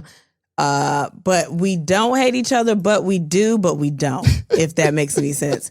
And it's hilarious because literally we all talk to, like, we're 3 Black female comics. Like, we're always the ones we're talking to, but we're never happy to do it. So I guess I gotta goddamn. Yeah, I was like, God, I gotta tell her she sounded good and all that stuff. It's making me mad that she even listens because fuck. She could soundbite this shit and be like, look what she did. It's done. Oh, I hate her. But we had a really good time. It was really fun. It was a great idea. It was a great. I told her I was going to take it. Yeah, that's what he said. Definitely taking it, but not in the same way. So I think she's going to do more of them, which is cool. Yeah, I'm going to do one. You want to do or one? 2. He wants to do. Or 7. No, do not do that. He wants to do it for his birthday. That's what he wants to do. Yeah, because it was so cool, and it's literally what I was telling you I wanted for your birthday. Yeah, yeah. I couldn't get a band. Sorry. It's okay. Sorry, I've rented it's out okay, a room. baby. I got a caterer and a DJ, and all the things. Nah, it's cool. It's cool. But like I said, once again, she did an amazing job, fantastic job. Yeah. And I can't wait for her to do more because she's talented, and the world needs to see that. Yeah, definitely. She better do it. Yeah. Her old ass. It was a lot of years celebrated their birthday. I was like, go ahead. Yeah, right. It was that enough. Time for the question of the day. Okay. Question of the day: what's a unique way you've gotten to know a person better? Or excuse me, what's a unique way you've gotten to know a partner better? Ringtone battles. Really? That's how I used to do it all the time. Ringtone battle.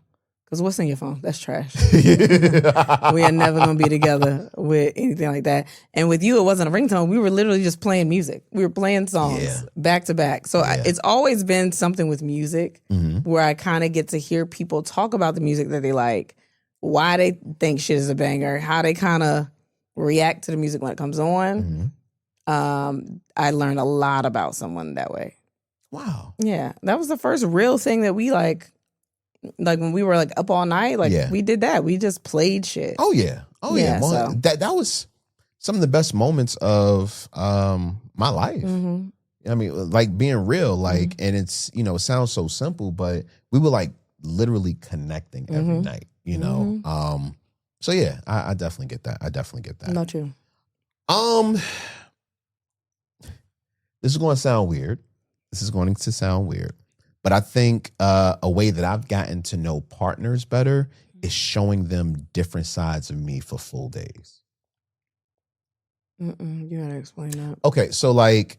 I thought she was going to say something like, I'll be putting my dick in their ear and feel the temperature out and see if they like it. No. Like, I think we all have different parts of ourselves. I'm bipolar, so like I medically have different parts. But anyway, what I like to do is show those different parts, but just be that person for the day. So if I'm being the serious person, I'm the serious Jay for the day. If I'm being like the outgoing, in front of the world J Rod, then I'm being that person all day. If I'm being the analytical working person, I'm doing that all day. I was gonna ask, do you do a day where it's all work? Yeah. And they just like, damn, you really focus on that work. Yeah. And then you'd be like, yeah, that's what I be doing. I be working. Yeah, just to see how, they that's a how they react. That's too thought out for me. I thought you saw my activity. I'm not planning a week of personalities. No, it's not a week of personalities. That's what it is. On Monday, I'm going to be serious. On Tuesday, I'm going to be sad about something that didn't happen. But for instance, just to see how they comfort me. I remember, and you joke about this all the time when. Which one? I'm sorry. when you lost your keys. Yeah. You lost your keys and you needed a ride home. So you said, and then you, so I came to pick you up and we went out and, my goal was to be J-Rod. Let's see how she interacts with that person. Because up till then, you only really saw the working person. Yeah. You know, the working and the serious person. Yeah. Like, you know. J-Rod wasn't my favorite person. He was not my favorite. I was like, ew, gross. But you know the cool thing about it though? My mother told me a long time ago, she was like, I don't take any woman seriously that you bring around me that calls you J-Rod. And I didn't want to call you that. It At all. felt very weird. At all. Yeah. Even though I didn't think you knew my name for a while. You told me. You told me. But I was like, this feels weird to call you that. But that persona, you know, that is something that most people know me from. Yeah. You know. And I know you like that too, but. Yeah, but it was different though. It's so weird. Because I still call Illmatic. I call him Ill. Yeah. But that's not his name, but it feels right. You know what I mean? Yeah. Because he feels like a character. So I'm like. Well, that and because he's still him. It's just a name change. Yeah. There's no persona change. I don't want to say his real name. I don't feel like it fits the moment of the person. But it fits him. But it does. No, I think it fits two different parts of him. But yeah, I get it. Yeah. So it was. I must have known that we was gonna fuck because I didn't say, I wasn't trying to say J-Rod. So I was, but other people, I would still call them by their nicknames. It wasn't that I hadn't, you know, dealt with women that knew me by that. I just could never take them seriously because of my mother. You know, she was just like, no, like they're not there for you. I was like, okay, cool. They're there for the limelight. I don't know about all that. Okay. Well, what else could you give them then? Maybe sunlight. They there for the lemon light. But yeah, let's get into your answers. What's a unique way you've gotten to know a partner better?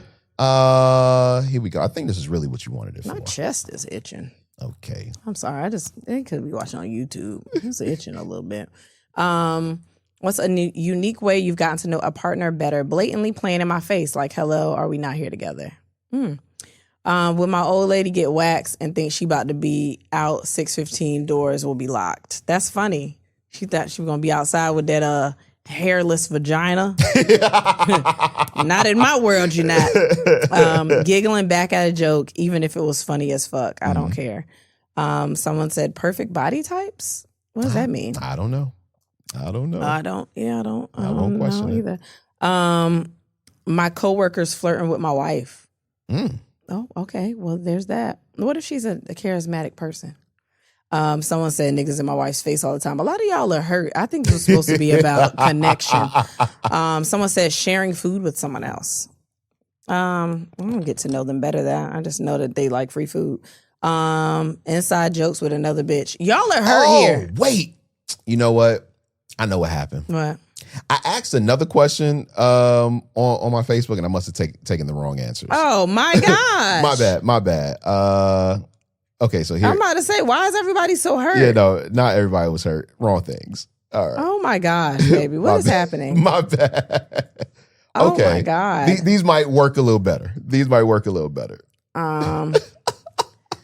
Wow. What's the question again? What's a unique way you get to know a partner better? Someone said traveling. That's good. Do you see that's not hurt? Oh my god. Wait. Somebody said they had to answer this on Instagram for anonymity. Then they said because Patreon shows real names and I put spyware on his phone. Wait, you put spyware on his phone and that's how you found it out? Damn. Oh. Damn. And also, is he on Patreon? Because that's also funny.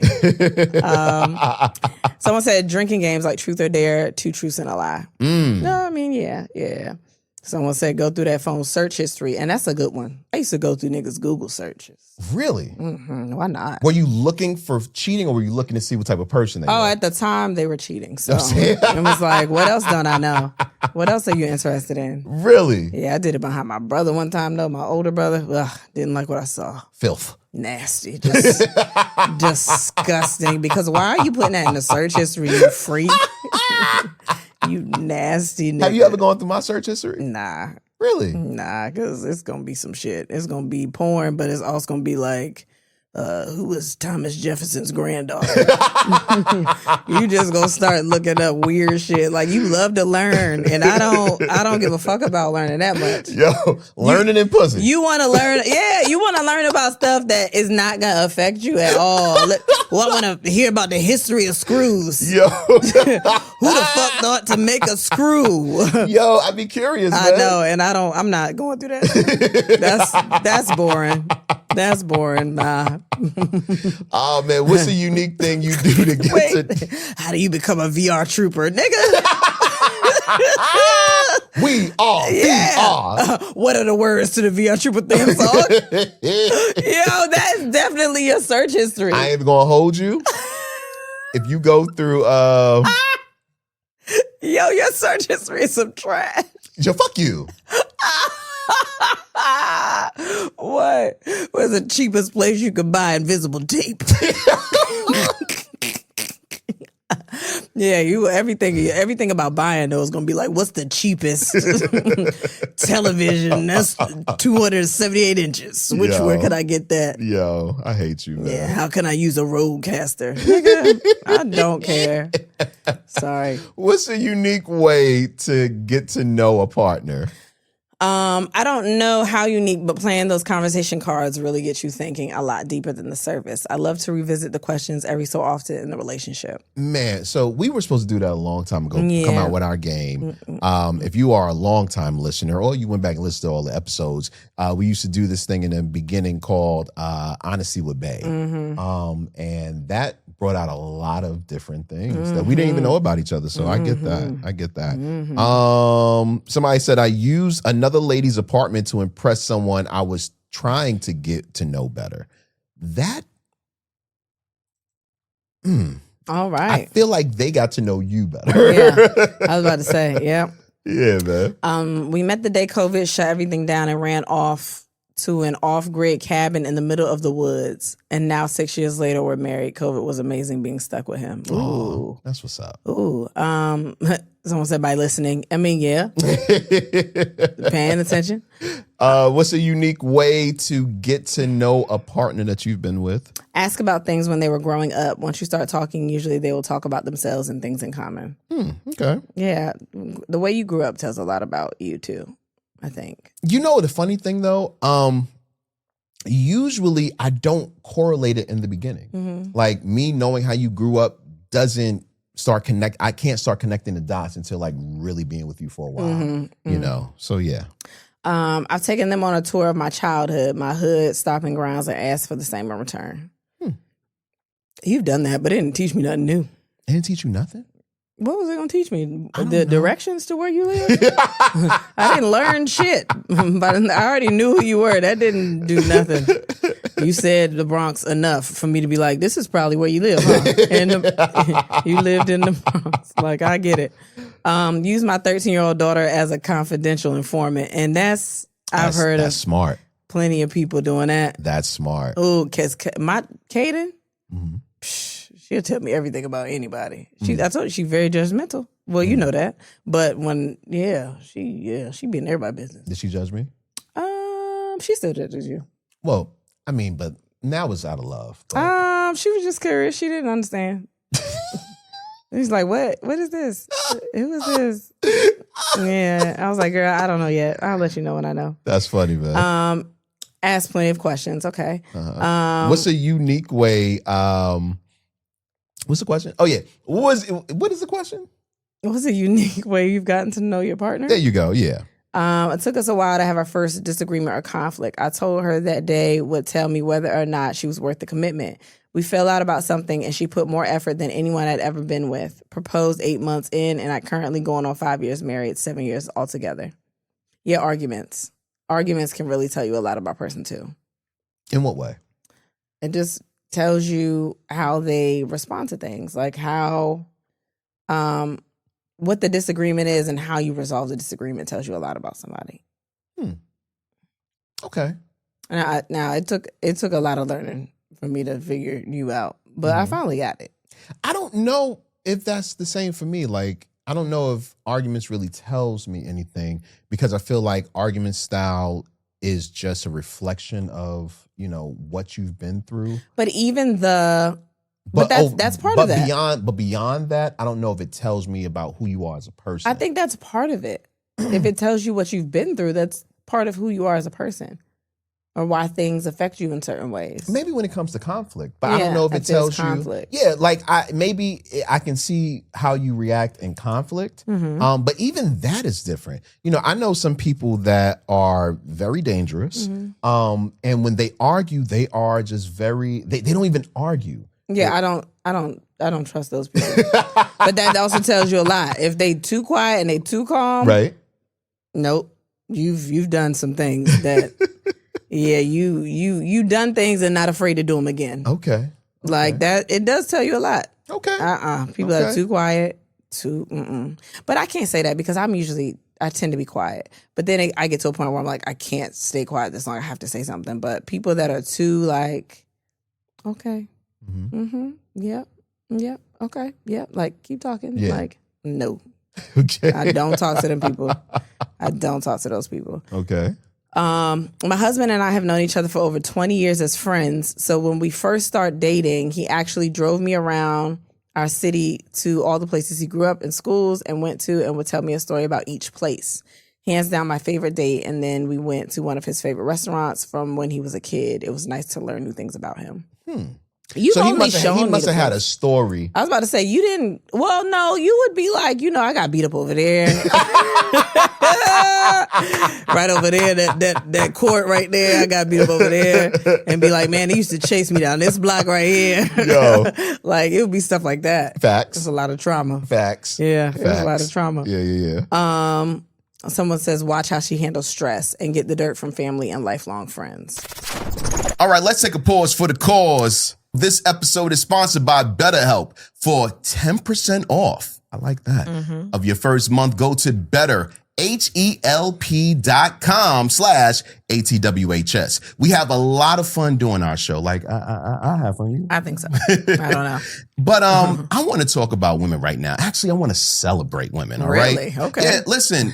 As a woman, y'all take care of everything at work, in relationships, in families, and in many roles that happen, in the house every single day. It's a lot. Women's Month, and I want to take time out to acknowledge my wife. Look at that. She's great.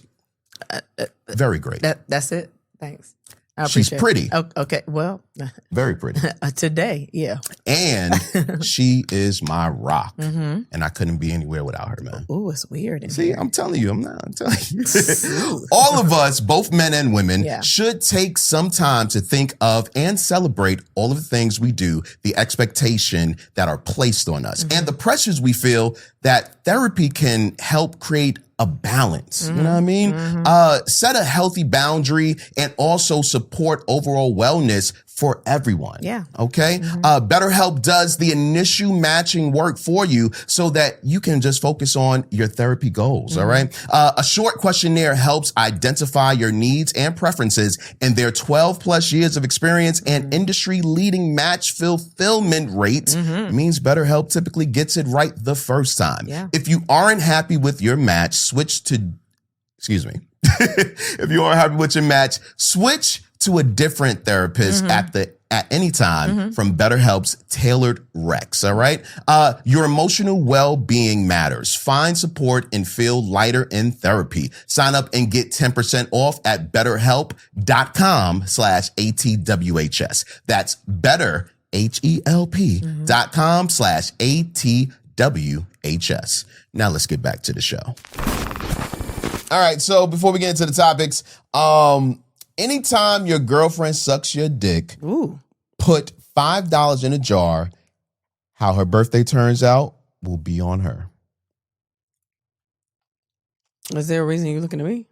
No, I'm just wondering if I'm not your girlfriend, so whatever $5 you put in there is also my money. So I'm your wife, and it's not as exciting. All right, so as my wife, $20 in the jar every time you suck my dick. Where are we going?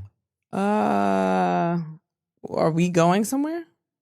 For your birthday, where are we going with that money? Where am I going with that money? Okay, fine. Where are you going with that money? With the money that was in that jar for a year. $20. Oh, I'm every time going you suck my first class to any place that's not in jeopardy right now. dick. I'm going wherever that is, I'm going there. I think you might be going to Staten Island. I don't know about That's that. as far as you getting. Well, are we starting now? When are we starting? We can. Yes, we're What? starting now. Okay. We're starting now. That means that don't necessarily mean that it's gonna happen. It's just saying the time starts now. So from here on out, the money goes in a jar. Yeah. Do you want to get a real jar? I mean, look, baby, I can get a real jar and I'll throw 80 in there. Sure, we'll be fine. I think we are not gonna put 80 in there. We are gonna just follow the rules and do what we're supposed to do. Okay. Because it might be a week where we look tight. Ain't no dick sucking that week. That's a lot of weeks. I mean, we trying to save money. So I can't suck your dick because then you're gonna be forced to put money in the jar. Do you see how this goes? It's our money. It's a little different when it's like, oh, it's your money. But we married, so as a unit, it's our money, and I'm putting our money in a jar. So you'll know when we up because mad dick sucks. All week, dick getting sucked. You don't even know where the money coming from, but I do. Money, dick getting slaughtered in the mouth, right? And on the weeks that we a little tight, no dick in the mouth. So, a couple of days ago, you wanted to wear my new hat. Yes, I did. And you were texting me because I didn't see that you wanted to wear my new hat. But you said, why are you so far from me? Come closer. Oh, Come sorry. closer. Okay. Gosh. But you wanted to wear my new hat. And you texted me and you said, OMGGGGG, can I wear your new hat? Yes. Please. Yes. What did you say after that? I said I love you. I love you. Because I do, and that's true. Now, after those three phrases, and you didn't hear from me, what was going through your mind? I'm going to put this hat on, and I'm going to walk downstairs and see what he say. Obviously not. Because I got one more text message. I received one last text message from you. And what did it say? It said, I'll suck your dick. It said, I'll suck your dick. Which isn't, we don't know what that word is. So No, that's dick. I read it as dick. And then I replied back to you, hey, you can wear my hat. And when is this dick sucking action happening? Well, I had already asked you about the hat, and this was before you read it. So I kind of already got permission. Yeah, but No, we weren't. You but- had already told me yes, so I can However- renege on the dick sucking. no, you cannot. Yes, I renege. can. Why not? You can't renege on dicks. Didn't I just tell you how important it was for me? But what are you gonna do if it don't? You know what I mean? Like, you get your dick sucked, but for that specific thing, I had already gotten an answer, and it's like double jeopardy. Like, I can't get two answers for the same question. So I was like, fuck, that's the answer we rolling with. Fuck everything else I said, because this one worked. And that's my problem. Why? I follow the rules. No, it's not no rules. Yep, I asked you a question, you give me an answer. I'm not gonna nag you. No. Basically, I asked you when, and you said tonight. And then that night came. And you said, oh, I'm tired. I was tired. We were tired. We were both tired. We were tired. We were both tired. But I wasn't too tired to get my dicks up. You always got a little energy for that. But we were both exhausted that day. And the sucking that you did might have been the most lackluster dick suck I've ever received in my life. It's fine. But I didn't go into it with confidence. I said, hey, my heart ain't in it. I did a couple of sucks, and I was like, this don't feel like. I've never had anyone say that to me before. Because I feel like sometimes my heart be in it. I'd be like, yeah, I'm gonna do the thing, but like it didn't feel good to give you that. Like I wasn't proud of myself. And I was like, you know what, I'm gonna stop here. When's the last time you sucked my dick and you was proud? Proud. Yeah, like you said, goddamn right, Kristen. Ooh, it's been a while since I've been proud. But I How didn't about even please. Maybe proud is who. No, like I've gone into it and been like, yeah, that was good. I did that. But proud, it's been a while. But that night, I think I wanted to, feel good about it. And I was like, I'm just not. What's my motivation? You know what I mean? Like I'm tired. What is, like when an actor get into character, how do I approach this? What is the character like when you get ready to suck dick? Yeah, which isn't often, but when you get ready to suck dick, do you get like I'm a nasty girl or something like that? It depends on how horny I am. If I'm horny, then I'm like, yeah, I'm a slut. I'm gonna suck it better than it's ever been sucked. That's what I think. And then I get in there, get just stretching at the corners of my mouth. I'm like, girl, you should have put on lipstick before we some coconut oil, something on here. Then it's about to hurt me, and that's not enjoyable. So I've been a little dehydrated lately. I ain't been staying on top of my water and my electrolytes like I should. Oh my gosh, man. Yeah. What can I do for you, baby? I don't know. I just got to get a little bit of rest, and I think once I get my stamina back up, I'll be in there. Will you? I'm gonna be in there. I'm gonna be ready. All right. I saw this. I saw this post where it was saying sex signs or kink signs, basically. So for each sign, they have a kink. Now, just full disclosure, I don't really believe in astrology too much. However, if it's got something to do with fucking, I'm all in. Yeah, it's a little fun. It's a little fun. Okay. What would you say your kink is? Do you have a kink? I don't know. I don't think so, but I don't know. I feel like we were somewhere we were in Boston, and a friend of ours made us take a kink test. And they were surprised to find out that we're not like kinksters. Yeah, I just like nasty. I just like, sex. But so I think that the kinksters, I think it's the people that they live the life, right? What you mean? Like I'm freaky and kinky when I'm in it, but like when the sex is over, I just go back to regular life, and I don't be like, I still gotta have. But see, I don't think that's exactly the kink part. What is it? I think the kink part are the things that turn you on, the different types of things that. Well, I'm saying with the test that we took, with it showing that we're a little more vanilla, I think it's because we don't live and die by some of the kinks, and some of the people, that's the life. That's they life is I gotta be a slave for real. And I'm sorry for balling up my fist. That was the wrong thing to do at that time. But like some of them are like, I want like all day long walk me around like a dog. And salute to them. That's cool that they like that, but like that's not. I can't do it all day. Once again, I don't think that's the kinky part. I think the kinky part are the types of things. Like I was just talking about the test, because I think the test was like, it asked you about frequency and like all these other things. But that's not what we scored low. Oh, that's not? No, we scored low because there was mad shit we were saying, nah, I ain't doing it. It was a lot of shit I was like, I didn't even know they did that. I didn't even know they did that. But I mean, yeah, it's not shaming. It's just like, y'all. Nah, some people go out all out. Yeah, y'all go all in. All out. I fuck with that. Yeah. So if there was one kink that you would pick up, like you said, okay, I have to get a new kink. What do you think that kink would surround around? You have a new kink? No, I think I have one. Yeah, but you can have more than one kink. Oh, okay. You did. Once again, this is why we score low. I thought you was like for life. No. Like you have to pick up a new kink.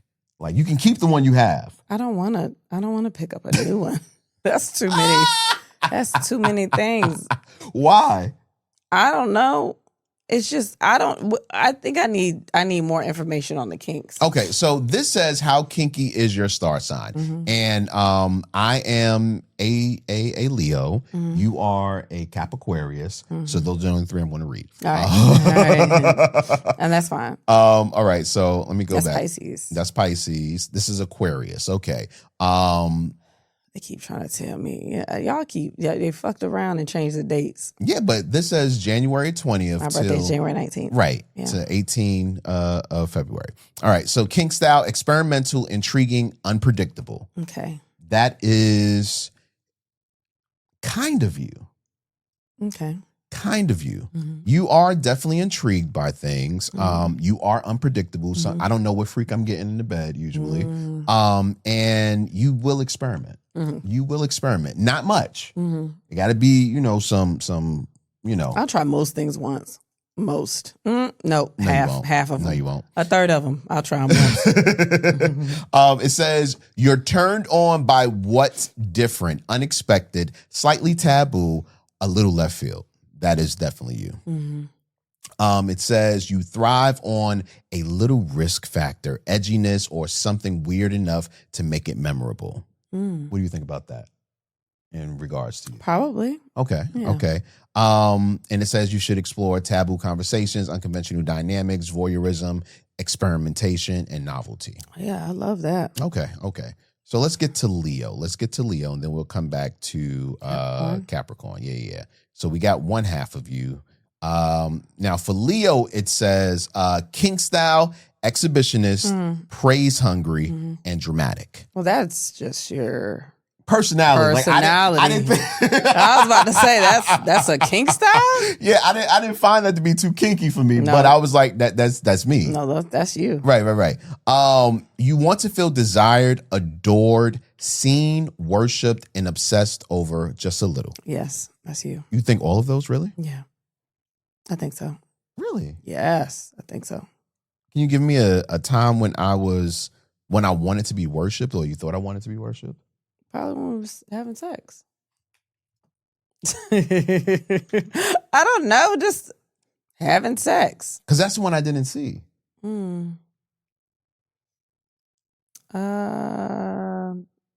Worshipped. Maybe it's not in sex. Maybe it's just just for your talents. Yeah, okay, whatever. Yeah. Let's keep going. You love being front and center in the bedroom. Anything where you get to shine and express yourself. Yes, Definitely. yes, that's you. Definitely. And it says explore, praise kink, dressing up, performance, being watched, embodied power play. Yeah, that's you. That is me. That you. is all the way All of me. that is you. Now let's go to your final one, Capricorn. Oh shit. Before we get to it, what things do you think we missed when it came to Aquarius? If you had to say like your kink style, did we miss anything? I don't think. No, Okay. I don't think so. Okay, cool. Well, Capricorn, which says January 19th. So maybe you're just a strong Capricorn. I don't think so. You're right. It says controlled, authoritative, secretly filthy. Yes. For all three? I think so. What makes you filthy? I like nasty shit, but I don't be talking about it all the time. But I fuck with nasty stuff. I like porn. I be watching it. I've done that before. Yeah, I like nasty stuff. It's very intriguing. Like when I'm in it, I'm in it. Okay. Yeah. Okay. You often give this composed facade. Damn. You often give this composed facade, but on the inside, you're an absolute menace. What do you think? Composed, yes. Inside, you're an absolute menace. Only when you eating pussy. No, I think it's sex in general. I think sex is like I think that I'm a different person when I'm having sex. I think that the person that I am on the outside just doesn't even act like she has sex. Yes, very true. Very So true. I think once I have sex, then I'm like, well, I don't give a fuck about that person. And then I'm just Okay. in the sex. Do you envy that about your sexual person? Like the person you are in the bedroom? Sometimes. Sometimes I do. I wish I was more. I don't know what the fuck that was. My throat itch. Oh my gosh. Like sometimes I wish I was more of that. Oh my gosh, my fly, everything is happening. I can't even zip my shit up. Yeah, like a little bit, but I think because sex is already nasty. Uh-huh. So if you're having sex, then it don't even matter whatever the fuck else you're doing. Mm. You're already vulnerable. You're already naked. You're already, sucking dick or something. Like you Right. already in positions that are the most vulnerable you can be, really. Like you have no protection on you. You're unclothed. You're just out there. So then I'm like, fuck it. Let's just do whatever. I don't give a fuck. Like, When do you think you're more yourself? When you're having sex or when you just live in everyday life? mm-hmm. Maybe having sex. I think everything is. I think all of it is me. No, I know all of it is you, but what's more like that? I guess your natural, your nature. Is it more when you're having sex, or when you're just living without all of that? Probably sex, because I don't have responsibilities in sex. Mm. I don't have, things that I have to worry about or attend to, other than my partner or whatever. Right. Like, I don't have to. I'm not doing tasks. I'm not thinking about. Well, no, I have ADHD. I'm always wondering, but I'm not like having to complete something. There's no restrictions on me. Mm.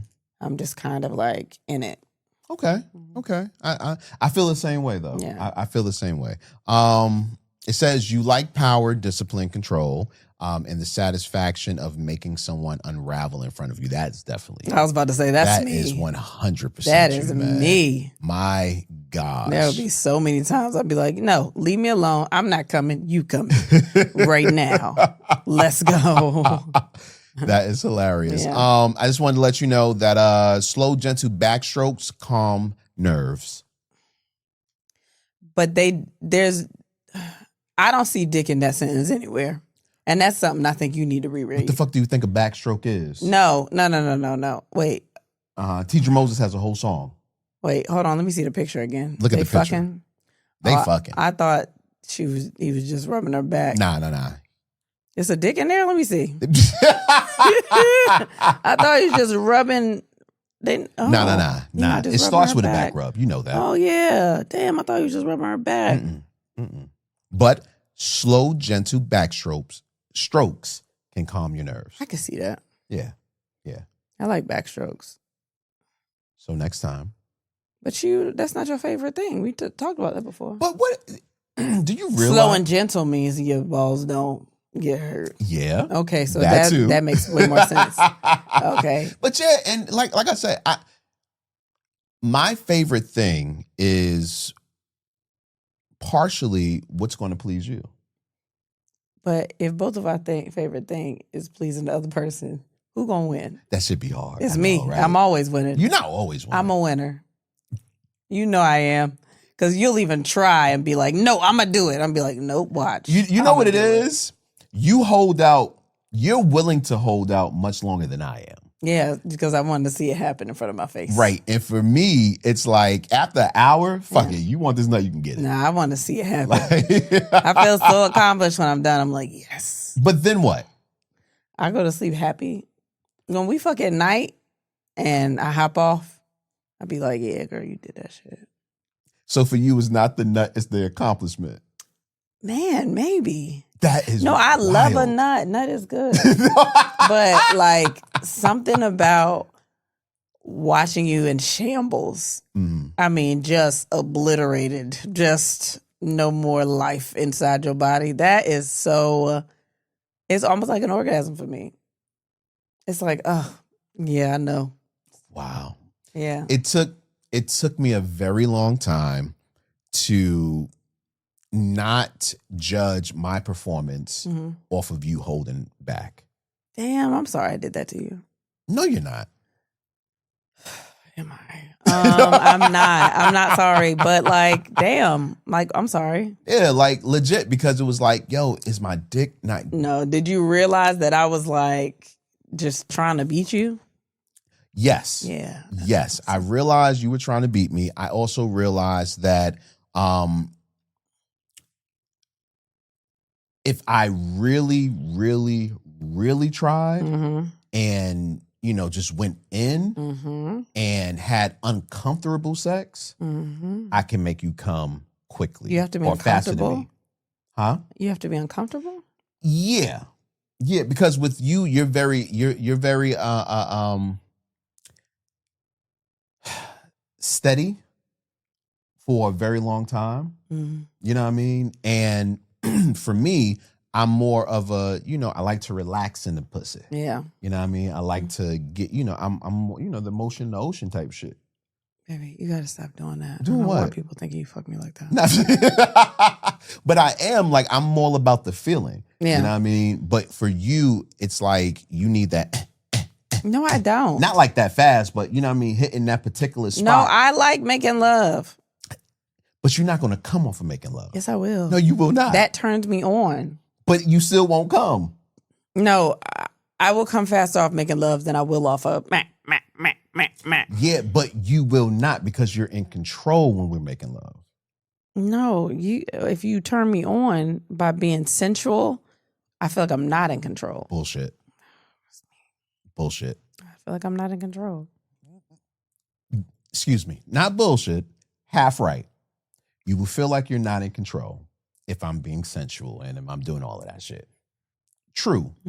But if I show any sign that a nut could come, oh, I'm working on it. You shut your whole self off. I'm gonna be like, shut it oh, down. Girl, what are we doing? We over here being in love. We gotta beat this nigga. We gotta beat him before he beat us. Yo. Yeah. Yeah, man. I don't like being defeated. Yeah, see, and I don't be having time to prove myself. I know. But that's why it took a very long time for me to be confident again in the bedroom. Oh, I'm sorry. Yeah. Yeah, it's really my ego. It's me. Yeah, it's wild. It's me. That's wild.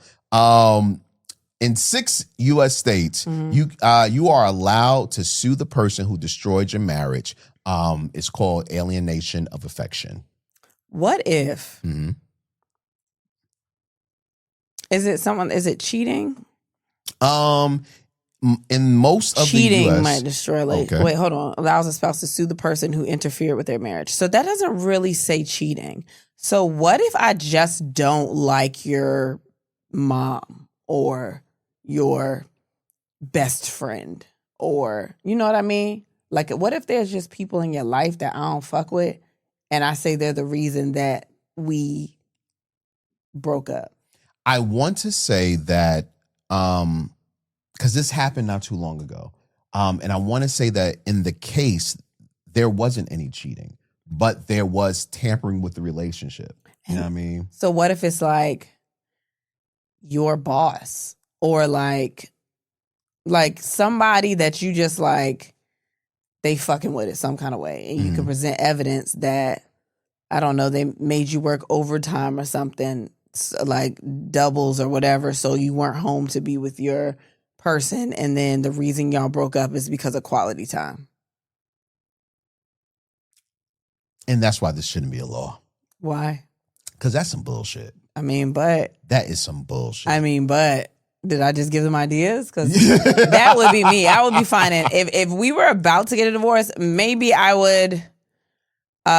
Maybe we could work together, like if it was amicable, and be like, who do we need to get rid of before we end this shit?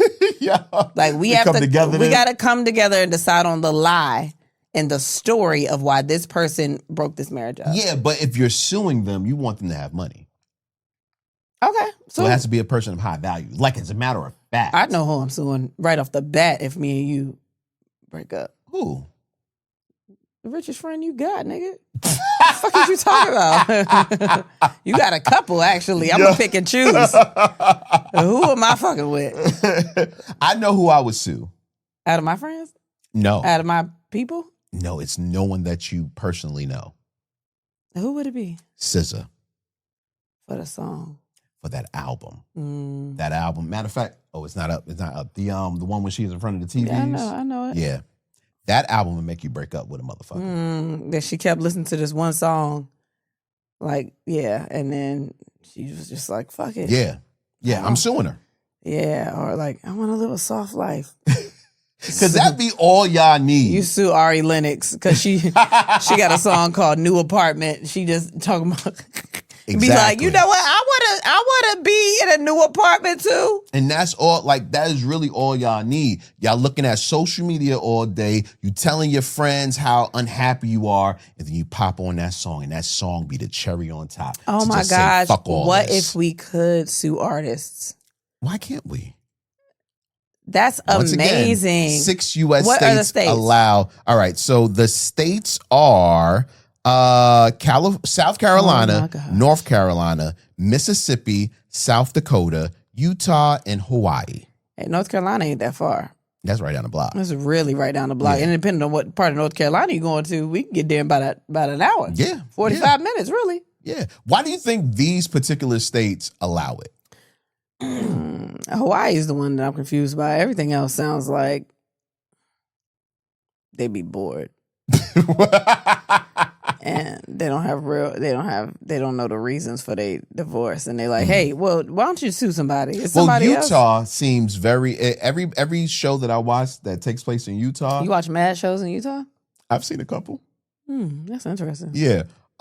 Every show that I see, they all seem like they're in each other's business. Yeah, when you don't have nothing to do. Yeah, especially like the Mormon church. Oh, then I'm suing all them niggas. I'm suing the church. I'm suing the whole, like, just the whole denomination. Facts. Or whatever. I'm suing everybody. And they got bread. Yeah, Yeah. Hawaii, let me see. Is it denomination? Is that right? What? Denomination? Yeah. Okay. That feels weird, right? Denomination. Yeah. A nomination? Denominator. You know the denominator? Violator. You got the regulator. I'm not doing this with you. Mound off. I'm not doing. What the fuck was that? I'm not doing this with you, man. Okay, new research shows 1/3 singles still use their ex's streaming service after breakups. Wait, denominator, that's in math. Numerator and the denominator. That's on the bottom? Yeah. Fuck yeah. It just hit you? When was the last time I said something about a denominator? I was like, what is that word? I know it. Why do I know it? Common denominator? Yeah, but it's not that common because I don't. You don't use that? Common denominator? For what? Who's the common denominator out of all of this shit? You are. No, I just say who is the what? Who the common denominator? No, I don't say that. I say who is the the person that's I just used it. Hold on, wait. We gonna get to this. I just used it. If you look at the facts, who is the person that's in all the? But I don't say that. I don't say common denominator. I say you the person that's in all the things that you talk about. Wait, hold on. Wait, no, I say if you sound like a rapper now, battle rapper. I said if you in all the things, it's you. But I don't.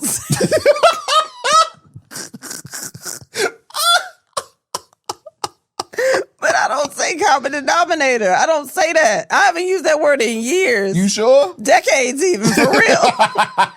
Denominator. You the link. You the link of it all. What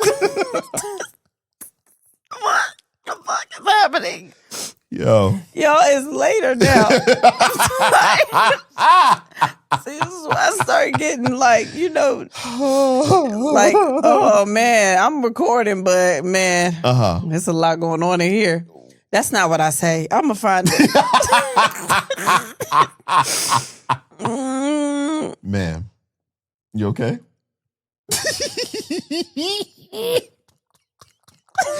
Yo, your face right now. Say that. I don't know what I said. I forgot it. I'm sorry. I have tears in my eyes. Oh. Okay. No, I really do have tears in my eyes. I'm sorry. Okay. All right. You okay, baby? But it's fine. Oh my gosh. Shit. I can't with you, man. I'm sorry. Just talk. You okay? Yeah. All right, we're gonna try to move on. Okay. We're gonna try to move on. Okay. There was a man that tipped $1,000 to shoot his shot at a waitress. Oh man. And then he found out she had a boyfriend. But she took the 1,000. Because it's a tip, nigga. I'm not a prostitute. You paying me for what her. First of all, I don't like the way you said that. I'm saying I'm not a and shout out to them. Yeah, but there like, you go. I did you a service. You put it on my check. And you just said, text me and left your phone number. You didn't say, this is the payment for pussy. Like, you didn't say that. You said, text me. Mm-hmm. And she texted him and said, yo, I got a boyfriend, but we couldn't pay our rent this month or some shit like that. Let me see. Yeah. She texted them and said, hi, it's Trinity. I have a boyfriend. Sorry, but thank you so much for the tip, love. We needed our rent paid for the next month. First of all, don't fucking call me love when you telling me we ain't fucking. But why? You still a sweetheart because you gave me so much money. I didn't give you money because I'm a sweetheart. Yeah, gave but you money 'cause like, I'm horny. Well, if you got the money, then that don't mean nothing to you. I don't have the money. Well, that's dumb. You don't blindly pay for some shit, some pussy you don't know if you're going to get or not. Okay. That's like going to a casino. You putting down 1,000, you either going to get, something back. You're going to get some pussy back. Or you're going to lose it all. Or you're going to lose it all. Is there a certain amount of money that a man could give to a woman that pussy should be expected after? No, because if you giving me the money, you giving me the money. You're not paying for any. I didn't give you a price and you paying a price. Okay. Is there a certain amount of money? No, it's not. No.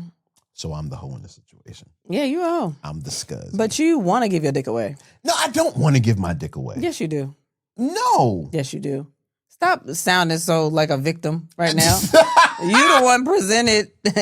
So you trying to say that if someone gave me this money for my dick, I'll be stupid not to take it? Yes. I mean, no. Uh-huh. No, you wouldn't be dumb. You would be a morally sound person. Or a fucking moron. No. Listen, I'm sorry. If a nice young lady was throwing hints about how she was feeling me, right? And she gave me $10,000 out of nowhere. Just here goes $10,000. I am going to feel that I am obligated to have sex with her. No, you should feel insulted that she thought that dick was only $10,000. Be like, this dick worth more than that. You should just think that $10,000 is a gift. Because she didn't ask you the price of your dick. She assumed it was $10,000. And that's why you're not getting it, bitch. $100,000 dick over here. I'm supposed to believe you? Well, I'm you in this. I'm you. If I'm you, I'm like, nah, it's $100,000 dick over here. No. Why? I've seen my dick in action. You made twins, man. That's a lot of action. For real. That means shitting in there splitting in two. That sounds weak. It's like a magic trick. You in there splitting shit in two? That's crazy. Well, it's hey, we're not gonna talk about how twins are made. Okay. Because I be forgetting. I know they mono die, and that's as far as I got. Egg split, baby. Okay. But how does that feel to have a sword of a sperm go in there and waka the egg or whatever? No. You know what? It feels good. It feels good. Yeah. Yes, but it doesn't feel like my dick is worth a whole lot more. You know what I mean? You know what? I just realized that your sperm is like it's like, or eggs. Maybe eggs are the gremlins. you put the water on the gremlins and they start multiplying. Nope, not doing that. You don't think that's what it is? Not doing that. Your sperm is the water. And then my egg is the gremlin. For real.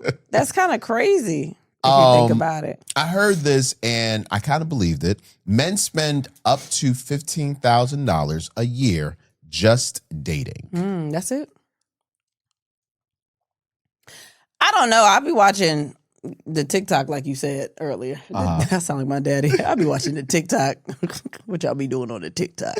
I watched the internet and it seemed like the girls ain't even going for the 15,000. Like that's too low. No, but that's dating in a year. Yeah, so like you going on one date?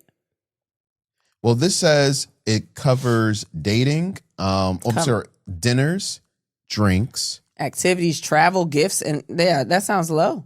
Yeah. That sounds low, right? Y'all getting off right now, for real. So, okay, I can have dinner with a date. I can have drinks with a date. I can do activities with a date. But when we get to travel... Maybe that's gas. Maybe that's just gas. Okay. Like going to and fro. Okay. But fro is in the same... To and fro sound like it's, up the street, down the street. Okay. Gifts, yeah. Special occasions, no. Gifts don't sound... What gifts are we getting? Are we walking out of the Cracker Barrel and buying a little, cotton. A little trinket? Cotton plant. A little trinket? Yeah. Me personally, if I was dating? Yeah. If I was dating, I would get sentimental gifts. So gifts that really cotton for the blacks. You bring it to the house. I got you a little plant. Put in your windowsill. You the type of nigga that would say it means one thing and it really don't. Just be like, nah, I'm black everything black. Like that's me. I'm so black. I give cotton as gifts. And then I would laugh to my boys like, yo, I gave this bitch cotton. And that's crazy. That's crazy that you would do that. I can't believe they sell that shit in Cracker Barrel. Yo, do you remember when we were at that hotel? Mm-hmm. And so we went to a hotel. Kristen had some stand-up to do, and I forgot what town we were in. And we went to this hotel, beautiful hotel, and we're walking through the lobby, and I see a plant. And I'm like... You almost picked it. He was like, let me touch it. If you'd put your fingers on that, I didn't know what it was at first. If you put your fingers on that goddamn plant, just want to. I want to see. You think about that, like you want to make sure it's real, and then you put your fingers on it, like you don't think somebody gonna be like, You don't feel like your ancestors just gonna come out and be like, put your fingers on that plant. I don't know. You know what? I would. Okay. Why do we wear cotton, man? That's crazy. We should be in silks. All the black people should be in silks and I don't know what else. Linens. Is linen cotton? It's linen, right? I don't know. Okay, we should be in the other fabrics. The other fabrics. So I'm with that. Like I don't have a problem picking cotton. All right. That's enough. We gotta stop recording so late because what are you talking about? No, let me finish. Oh my gosh, please clip this. Somebody clip it. No context. Nope. Take off him saying, let me finish, and just leave the laughter. Because he laughing at the ancestors. No. Leave that laugh in. No, I don't. It's a hard one. It's a hard laugh. Can't believe you. I have no problem picking cotton. Y'all were just lazy. Y'all just didn't want to do nothing. I don't have a problem at all. I pick cotton day in and day out. No, what I was going to say was I don't have a problem picking cotton. Keep going. It's the pauses that you put in between the phrases. Stop talking like that. Just speed it up. In front of black people. All right, it's getting worse. It's picking cotton in front of a white person. Can I tell you something? I know it's a picture out there of me. Picking cotton? Yeah. So wait a minute. Your mother never sent me that one. Yeah, she probably don't know where it's at. But this is what happened. I'm just going to get it out the way before y'all find it. Okay. So when I was driving from Virginia Beach to Richmond, I was by myself, I think. I think I was by myself. And on the side of the road, it was cotton. And I was like, shit, I ain't never seen it in person. And Here's what made it worse. My head was tied up in like one of them turban things. You know what I mean? So I went out there and I picked it up and I took a little picture by the cotton field. Wait, you took a selfie with cotton? I did take a selfie, but I didn't mean to. I didn't think about it until just now. I don't know where it is, but I'm sure somebody will find it. Wait, you posted it? I think it was a long time ago. It was like MySpace time. No, it was Facebook. I had to been on Facebook by then. You posted you picking cotton. I did it. I don't even know if I picked it.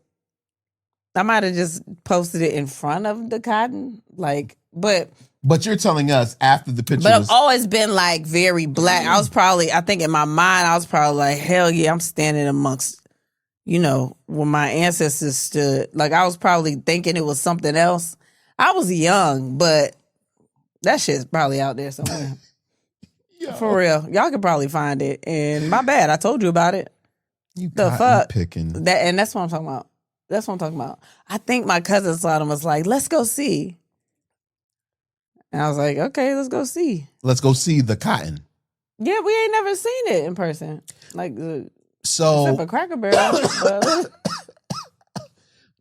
When we used to visit Virginia, before we actually moved here, my mother would always tell us how she would see cotton as a girl in Suffolk. Yeah. In Suffolk, Virginia. And they want a cotton gin in sight either. It was just all cotton. So do they still use those?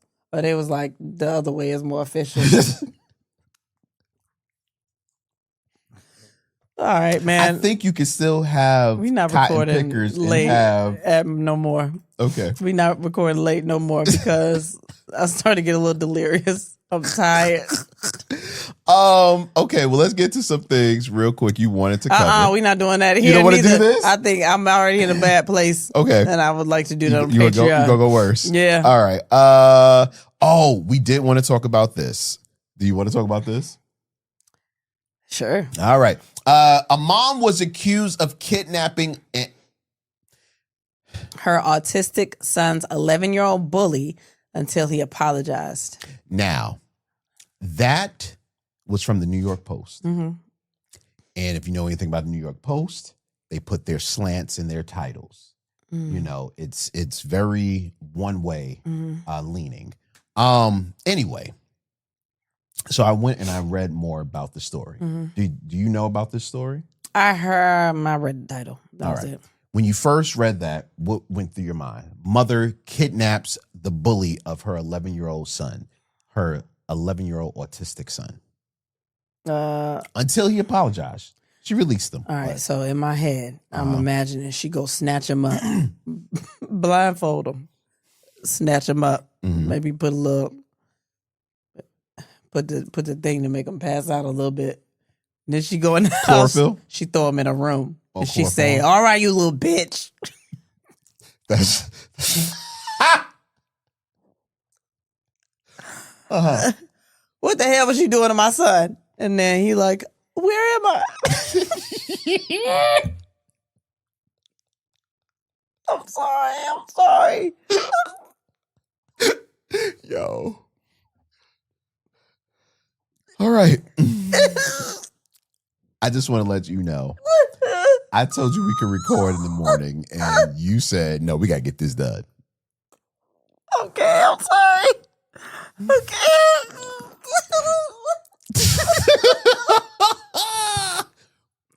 But I would be lying if I said I didn't want you to continue. I really got tears in my eyes. This is insane. Nah, you don't know where he at. And she like,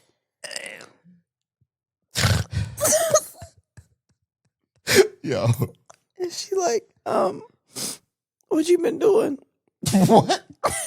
And he's like, can I call my mom? And she's like, no, bitch.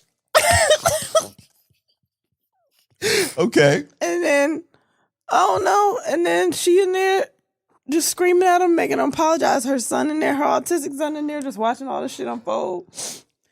And she make him look at the boy and say, I'm sorry. Mm-hmm. And then he say it, and she not satisfied. She like, say it like you mean it.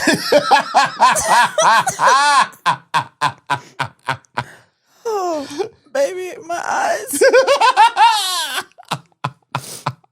know. That's what I imagine it to be. But I think it's probably something very simple, like she grabbed him by the shoulder and pulled him like to the other side of the parking lot and was like, "Hey, say something to him." Well, what? You'd be shocked to know It was the first one. it was right in the middle. Oh my god! Right in the middle. Oh my god! I'm sorry. Because kidnapping is just like transporting, like, right? So she could literally just yank him and be like, "Yo, like, say you're sorry." Basically, her son comes home, and I guess explained to her that the boy was bullying her. She jumped in her car, rode around the neighborhood trying to find the boy. Finds the boy on the bike, grabs his bike and him, throws him in the car. That's crazy. She grabbed the bike too? Brings him in the car. Brings him to the house. Oh my God. Yells at him about being mean to her son. tells him that it's not funny. He has to apologize. Yeah, this is bad. It's not funny, but in my head, I just keep hearing him go, "Where am I?" Yo. Okay, I'm sorry. Basically gets the son to not the son, but the bully to apologize to the son. Yeah. After that, before she leaves with him, she tells him that I should have ran over your bike. Okay, that's not nice. None of this is nice. That baby is 11. But wait, there's more. She also tells him, I can't take anymore. I'm gonna get my husband to beat you up. What? Oh no, this lady's crazy. No, she was crazy for snatching that baby up. She shouldn't have snatched that baby up. But as a mother of autistic children, right, you can get very emotional. Yes. When they can't take up for themselves or they can't, like, I mean, well, I think, boys, I don't give a fuck how they communicate. They gonna punch somebody in the face. But I'm talking about my kids. But, like, I can understand when you are a caretaker just being very, very overprotective of, you know, your kids, whoever you're. I can understand that rage, but also if you don't want nobody fucking with your kid, you can't go kidnap other kids. You can't do that. You cannot go and snatch up a baby off the street. If it makes it any better, she took him back to his parents. And I imagine the story that he said when he got there. Well, he basically said that he was traumatized. No shit. She said, "I'm gonna get my husband to beat you up, you 11-year-old bitch." That's what she said. I'm not her. That's what she said. Listen, I think that's better than hitting the child. I think it's much better. I don't think no, because as soon as my child is missing, even if you brought them back to me and they're traumatized, I'm gonna find you. You're not escaping here without some bruises. When the fuck did you become Liam Nielsen? When it comes to my kids, if one of your children, someone picked up one of your children, did that to them and dropped them back off at the house, you're not gonna be like, "Oh, nah, you can't just act like that shit's cool." No, we riding out at dawn. Okay, that's what I'm saying. Like, no, you not just gonna leave my house without bruises or something. Like, you gonna get kidnapped. But I'm not gonna kidnap nobody. I'm saying if it happens. All right, y'all. I'm sorry. No, it's okay. It's okay, baby. Okay. Let's see. In other news, God, I'm going through it. You are going through it. Let's see. I can't read that, so I'm not going to read that. Okay. It's very late. Yeah. It's very late. Oh, I thought this was really cool. Men have things that only men do. And it's only things that men understand. All right. Weird unspoken rules that men follow strictly. Can I read it? Before you do, okay. Do women have those? I'm sure, but I can't think of them. I'd have to like compile a list. Okay, well, maybe this will help you. Yeah. Let's see. Let's go to the first one. Bam. Nope. Bam. Always skip one urinal at the restroom. Yes. Okay. If a person comes and stands next to me when a restful is clearly clear, you trying to see that dick. especially if he's taller than me. Oh, he really trying to see that dick. Yes. Yeah. Yes. That ass looking right. Don't do that. Don't do that. Like, why do you need to be close? They might have sensory issues and they want to hear peeing in unison. Two peas together. What if you ever been beside somebody in a urinal and they start peeing the exact same time you start peeing? No. Oh, okay. Usually you don't hear a urinal. Oh, they silent? There's no water inside. We can hit pan, right? It's not really a pan. Most time it's porcelain. Well, Most this one times don't you look like, this one is metal in this picture. Yeah, and it's usually it's not real. You usually don't hear it. They don't sound like rain hitting on No. a tin roof. It is very rare that you hear piss hitting a urinal. I ain't got enough force. Never make your friend look bad in front of his partner. Very true. Very true. You always Really? gotta big up your homie. Really? Yeah. Always gotta big up your homie. But Your friends don't agree. Or they just don't give a fuck because it's me. No, I don't think it's that. My friends are assholes. And they are never serious. But when they're serious, they will big me up. Yeah. In front of you. Be like, you're so great. But that's dumb too because, nigga, I know him. He been inside me. I know him better than you do. I know what he's good at. What? Okay. Everything. What are your friends gonna tell me about you that I don't already know? If they're trying to give you props and big you up. True. Okay. There we go. You can also tell me if you had something else. If you had something else in mind. You can tell me that. Nah, keep going. Keep going. No, if someone is trying to be like, yo, he the greatest. I'm like, Right. nigga, I get that. Every second with him. I get it. I know. Like, I promise you I've seen it. Like, I don't know. Anyway, continue. You good is a real mental check. Hell yeah. When a man asks you good, it's often genuine check on someone's mental state, not small talk. I know that. Yeah. Yeah. Y'all don't, yeah. But except for your friends.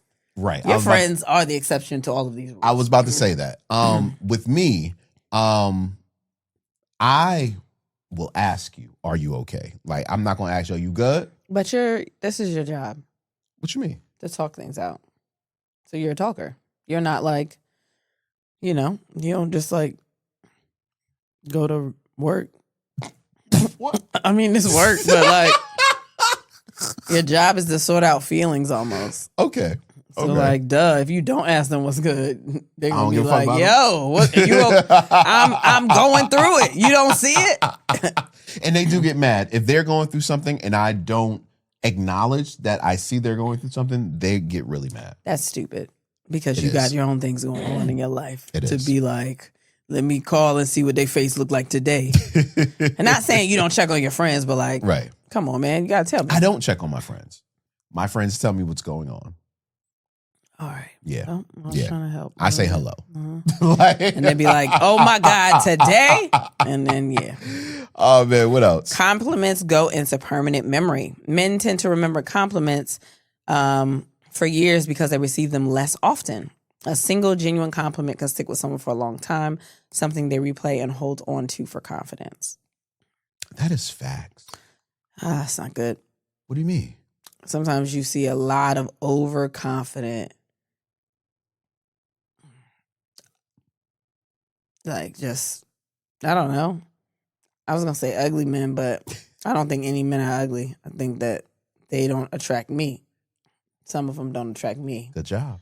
But if there were ugly men in this world, the ones that are like really overly confidently ugly is because one day they had on a nice outfit and somebody was like, you look nice. And it was like, oh, I'm fine as hell. Let me go out here and act like it. No. Okay. So I don't think I understand what you're saying, but I don't think that's exactly what they mean by that. Excuse me. I think it's hard for women to understand what men go through, what men hear constantly. Oh, this is the part where you tell me real facts. What you mean? Because I already knew that's not what they meant, but I was just making jokes. And then it's gonna be a man in the comments that's like, "See, no women take us seriously. They don't care about our feelings." I know. Shut the fuck up. Shut up. So you know. Yeah, I get it. Yeah, I know. Y'all, you do a lot of things. You got a lot of things on your plate. So when someone acknowledges the things, it makes you feel good. Yeah, man. See? But I like what I said better. It's more entertaining. Insults are a form of affection. No shit. Yeah. It feels good to read that, though. Man, I'm not gonna lie. Your friends, God, they fuck you with insults. They be fucking the shit out of you with insults. Like, God, dog. Man, I'm jealous. Continue. Trying to get on top. A perfect dap must be acknowledged. Nah. You acknowledge a perfect dap? These are two white men in this picture. Yeah, exactly. I think No, it's a white man and a black man. So maybe the black man was like, "Oh, you got it." Ooh, that's what it is. Maybe that's what this post is trying to say, because I don't know. I've never seen I've seen a lot of perfect daps in my life, and I've never seen them be like, "Woo, we got it." Like, I've never seen that. I've seen it with kids. So I will say this. When it's not me and somebody like me, like a black male around my age, I acknowledge it. Like, oh shit, okay. Like if I see an older dude and I go to shake his hand and he dap me up and it's like crisp, no fumbling, it's like, oh shit, my dude. That makes sense. You know what I mean? Or like a white boy that I'm not expecting to be cool, and he, you know what I mean? Or I'm like, oh, okay, my nigga. Like, you know what I'm saying? Yeah. So I get that. And okay, that was it. Yeah. I mean, that was making After sense. reading that, is there anything that you can think of that women, it's like a universal thing for women? Nah. I mean, if a tag is showing, Okay. we're good about telling people that tag is showing. I've seen men walk around like that and they don't give a fuck. Or something like that. Like if your tag is out or I don't know, something like that. I thought the first thing you would say is, I'm going to the bathroom never means I'm going to the bathroom. Nah, I be having to pee. And my makeup be good when I leave, so I don't need to go like double check or nothing. So nah, I be having to pee. But I don't know. I'm sure there's plenty of things. I just can't think of any of them. Okay. I do want to give our thoughts and prayers first. We missed Kiki Shepard. We did. We didn't give thoughts and prayers last week to the legendary Kiki Shepard. The Kiki Shepard. Did she babysit you too? No. At Apollo? No. Just Sandman, huh? Just Sandman, yeah. Yeah, your life is crazy. You're a movie. Did you see her? Yeah. Did you see her when you were little? Yeah. And when you were bigger? Okay, I guess we have to give context. So I do talk about you performing at Apollo a lot, which the picture is posted on my page. But you also kind of grew up at the theater. Yeah. Because your dad worked there. Yeah. And we talked about you getting babysat by Sandman a couple of times when your dad had to do something. So that's the times I was talking about. Like you didn't see her when you were bigger? And you were? I want to say yes.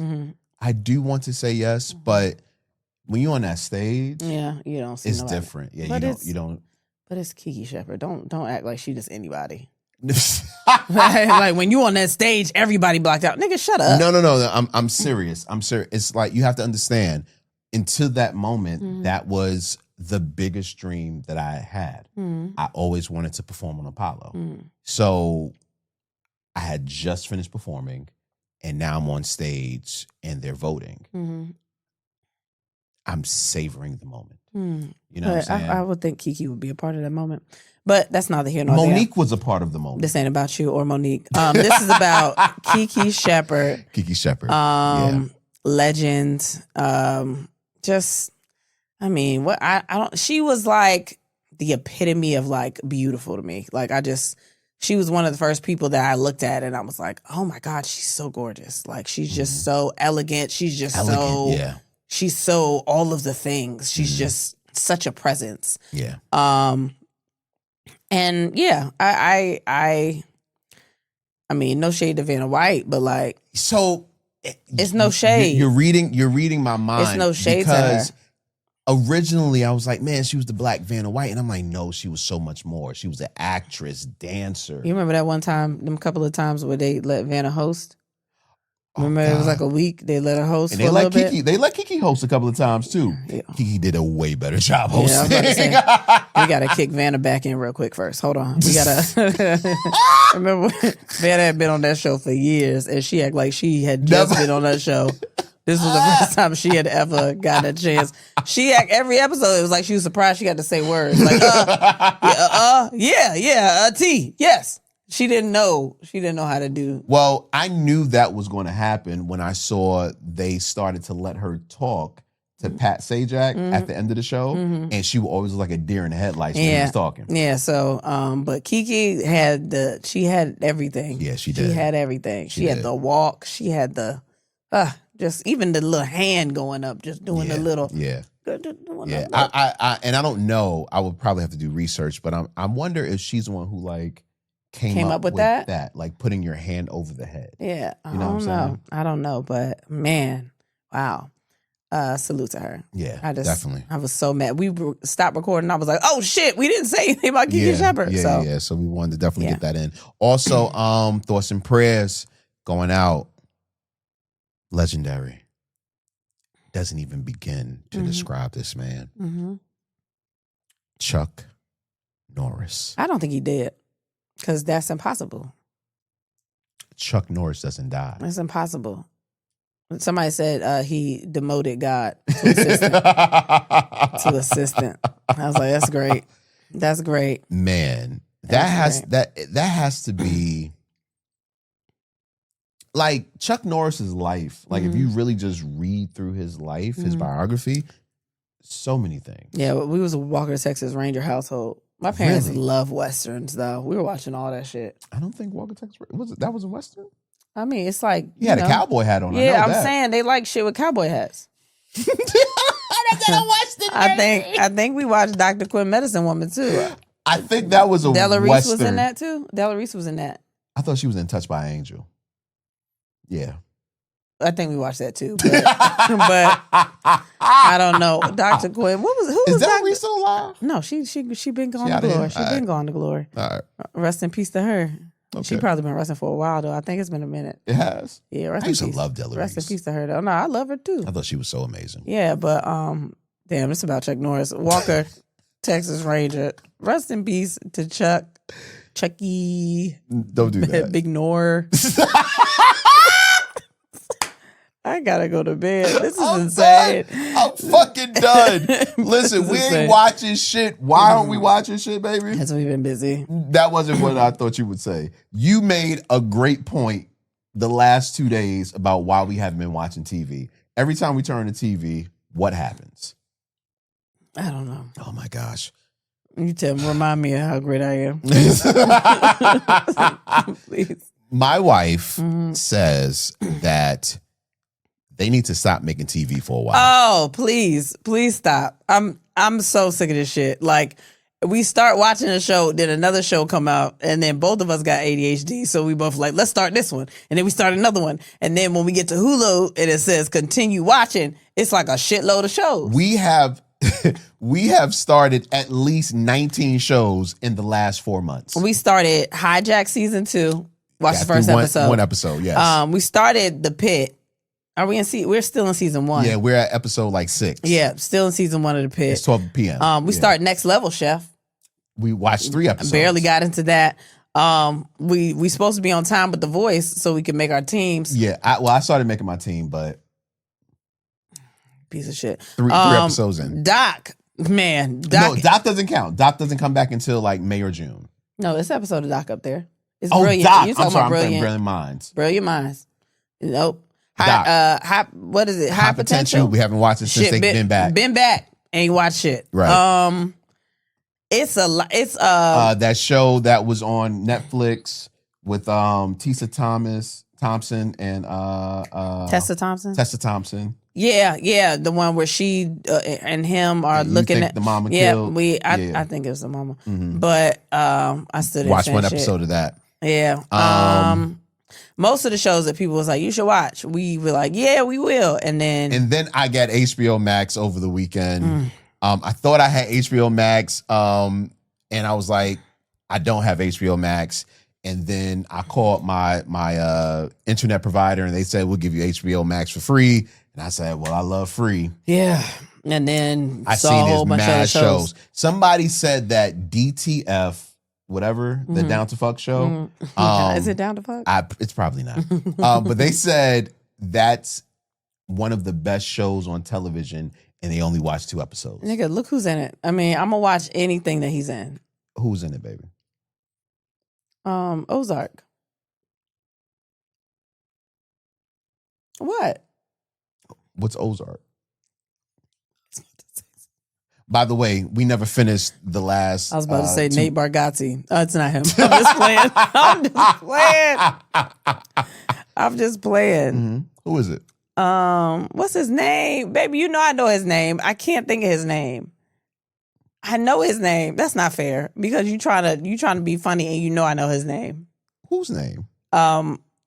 It start with an N, right? Mm-hmm. Don't it start with an N? Mm-hmm. Doesn't it start with an N? What? Ozark? No, that starts with an O. Baby. This is crazy because I do know his name and all of a sudden I'm blanking in front of a fucking camera to make me look like I don't know what I'm talking about. I just said his name the other day. You did? Yes, I know his name. Okay. His name is? Is it Nathan? Well, while you try to figure that out. No. Don't do that to me. HBO Max also has a show called Rooster with Steve Carell. Oh, I gotta watch that. I had to watch. That's the one I wanted to watch too. Oh shit! And then the show with Jennifer Garner on Apple TV that I was watching came back out with a season 2. Mm-hmm. And then Your Friends and Neighbors is about to come back out, and they done added James Marsden. Want to see that Keke Palmer joint? Speaking of James Marsden, Paradise season 2 we ain't watched. It's too many shows. Can y'all stop doing this shit? Stop making TV. Give me a second. I just want to catch up. I just want to catch up. That's all I want to do. I feel like it's not hard. I just want to finish a show before everyone talks about said show, and then I find out what the fuck happens on said show, and then I don't want to watch said show no more. Paradise is the said show. But what is the name? Nathan. It's Nathan, right? Nathan. Nathan.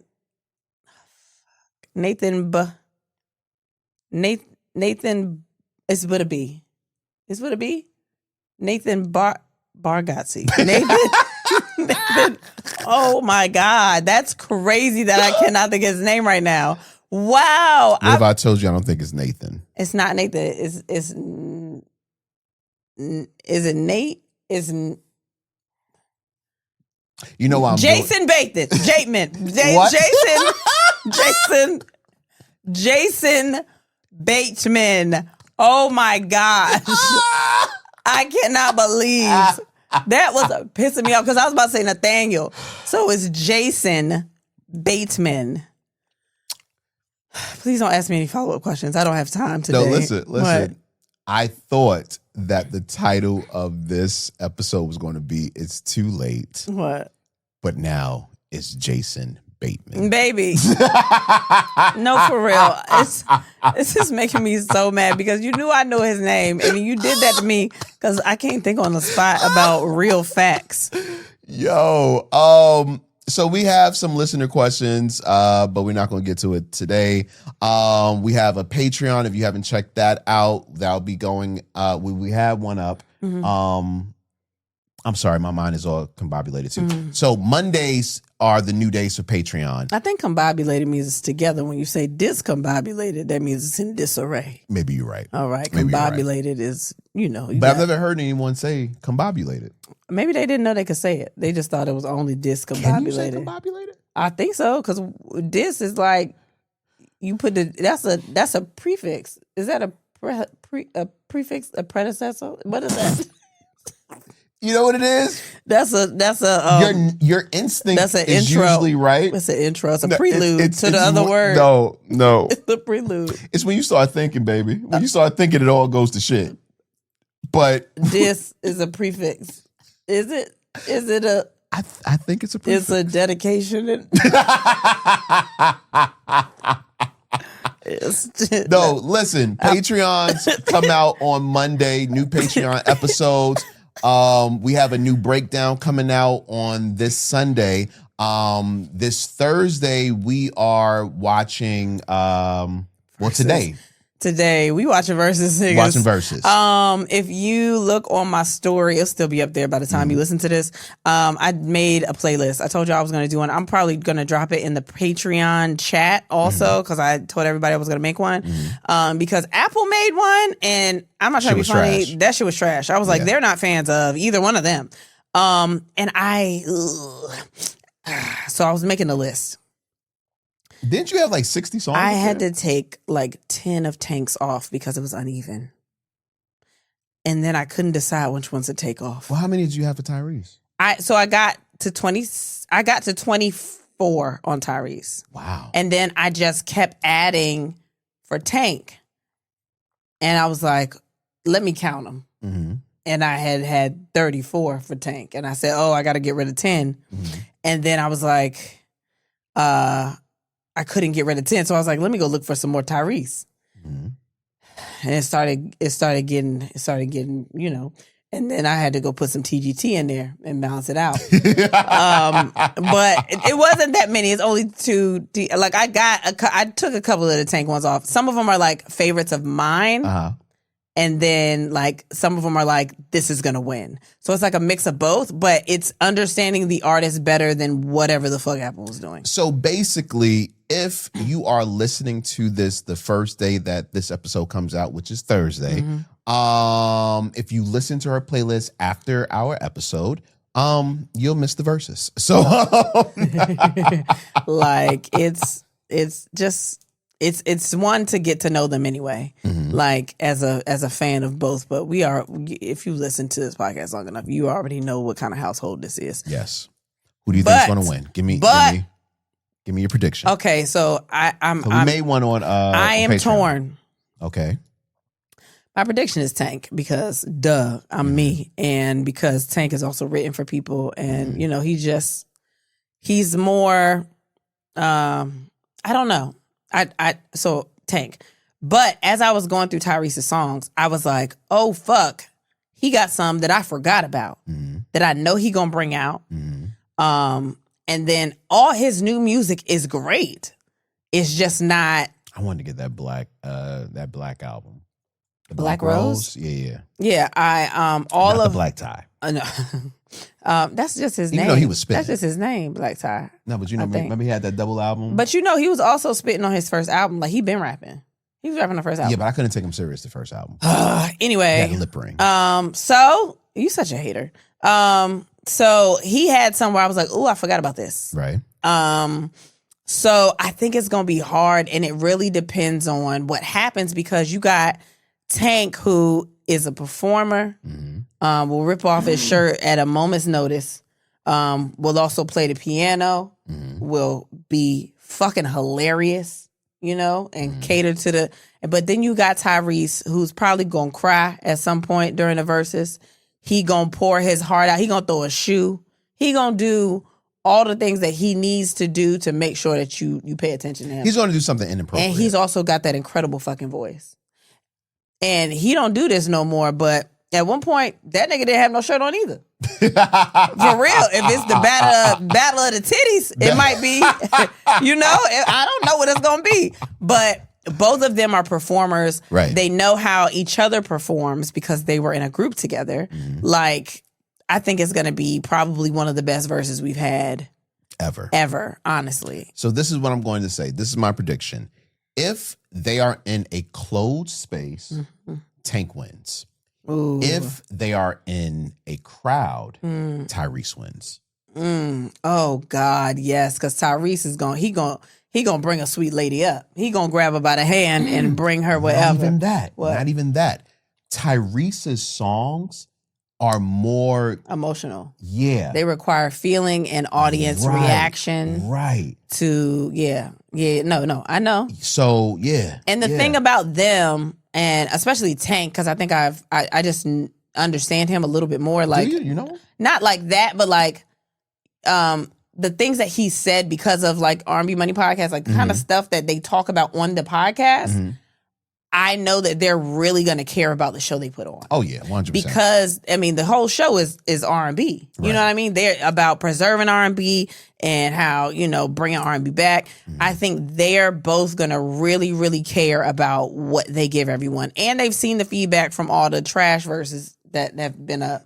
Like all of those, they love both of them are showstoppers. Like they love putting on a show. So I'm really excited about this shit. I'm super excited. Yeah. And speaking of that, real quick, all of the people that are listening to our voice right now, hit up Tank and the R&B Money podcast and let them know that we want to be guests on their podcast. That's so funny. Because y'all let... There have been a couple of comics. 3 comedians now. Which ones are you thinking of? Because I think it's been more than 3 comics. You think it's been more? I feel like it's been more. Who are you thinking about? I was thinking Kev. Kev is on there now. On stage. Yeah, he's on there now, I think. You told me that Pretty V was on there. Pretty V was on there. And I want to say Marlon Wayans was on there, right? Afion was up there. Afion was up there. But I feel like there was somebody else that was also up there.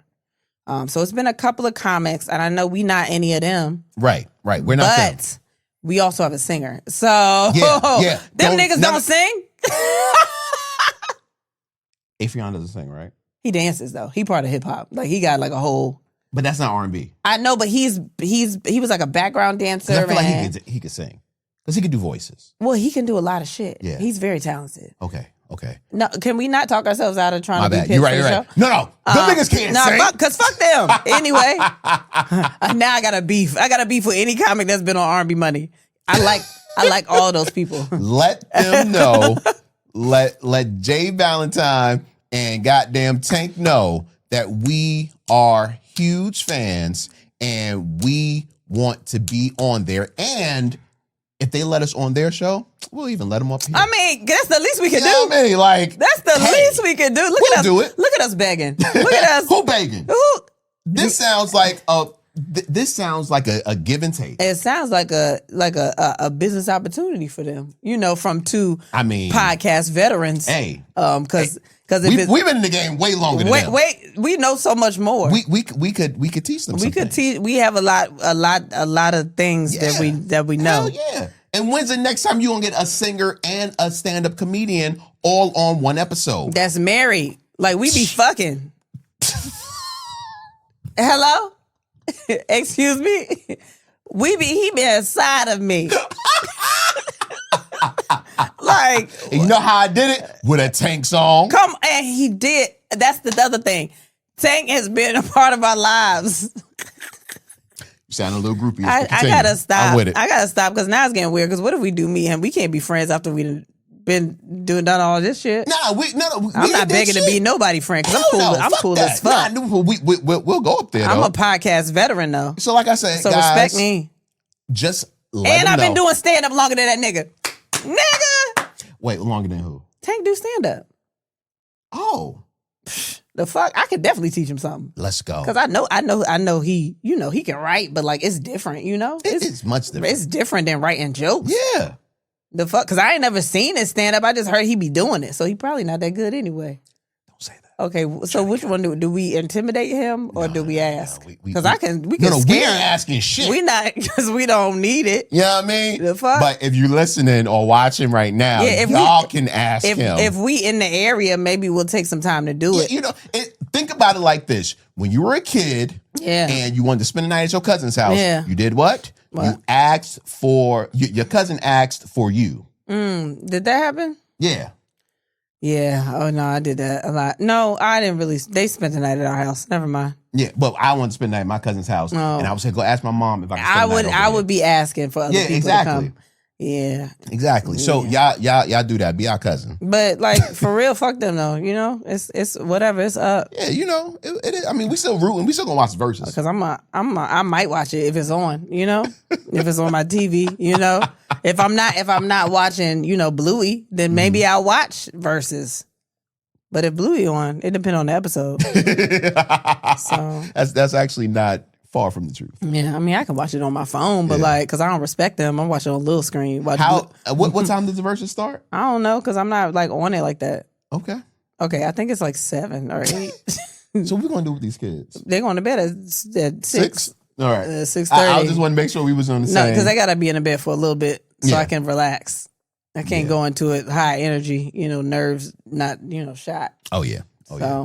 Yeah. Sound like a melatonin night. Yeah. Stop. We don't give them melatonin. We don't give them melatonin. It was a joke. Yeah, because it was a joke. I don't want to buy that. I don't want to buy that when I got some adult NyQuil right up in here. You got some Benadryl in the medicine cabinet. What more do you need? They do that pill is small. I'm saying. I was talking about the liquid. You trying to do more than what you. I'm just playing. We have to say we just playing because niggas are crazy. Yeah, no. Nah, please don't give your kid. It say it on the back of the bottle. So follow the directions. That's how I found out. They told me not to do it. All right, more jokes, but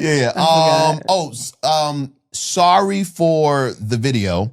Sorry about that. I just had to put that out there because I know that it's a lot going on. It's a lot going on in this episode. It's a lot of stuff. We're still figuring out angles, what's best going to suit us, and we ain't figured it out yet. So hopefully it looks really good, but if it doesn't, by next week, it may. But if you listen to the audio. Yes. Also, YouTube, I'm sorry that I took the cuss words out. It was either you or the water bill, and I said I'd rather pay the water bill than, you know. Yeah, because they be taking the money. Oh, yeah. They snatch it right up. But you can always go on Patreon for free. Yeah. For free. For right now. And watch the uncut version of the podcast. Is that forever? Which part? Patreon? Like the uncut version? Yes, it'll be on Patreon. On the free tier? It'll be on Patreon. Okay. Right now it's on a free tier. Yeah, okay. Right now it's on a free tier. If you are a free member of Patreon, you can watch the uncut version of the episode. If you are a paying member, then you get way more. Yeah, so, you get that and what you're supposed to get. Yeah, all the other stuff that you get with the tiers. Hell yeah! And I heard y'all out there, Spotify. I know it fucked y'all up too. They was mad on Spotify. Why did they do that though? What? Take the video down. No, they didn't take the video down on Spotify. Oh, that's not what they did? No. It was the edited version. It was the clean version on Spotify. Oh, they got the clean version. Yeah. I'm sorry. The only reason I did it is because, and I'll just let y'all into it real quick and then we out of here. On Spotify, you can drop audio, but once you drop a video now, it trumps the audio. Therefore, because we have sponsors and things of that nature, I have to drop something with the sponsors in it, which is the clean version. Yeah. So, unfortunately. Yeah, but we love y'all. Yeah. Y'all look great. Just go to Patreon, man, because we got something really special coming up soon. Yes. I can't wait. I'm excited. I can't wait. Yes. Because we're fucking great. Okay, man, it's time to go. All right, it's time to go. I guess we'll see y'all on Patreon. Yes. All right. Bye. I didn't say my sign. Oh, please don't do it. Don't do it. Just say. With everything in life, being right for you is a personal choice. And no matter what you see on your phone or hear from anyone, marriage isn't easy, but the great ones are worth it. This is insane. With that being said. This is insane. And then we had Sex Associates. This shit is trash. Thanks for listening. Bye.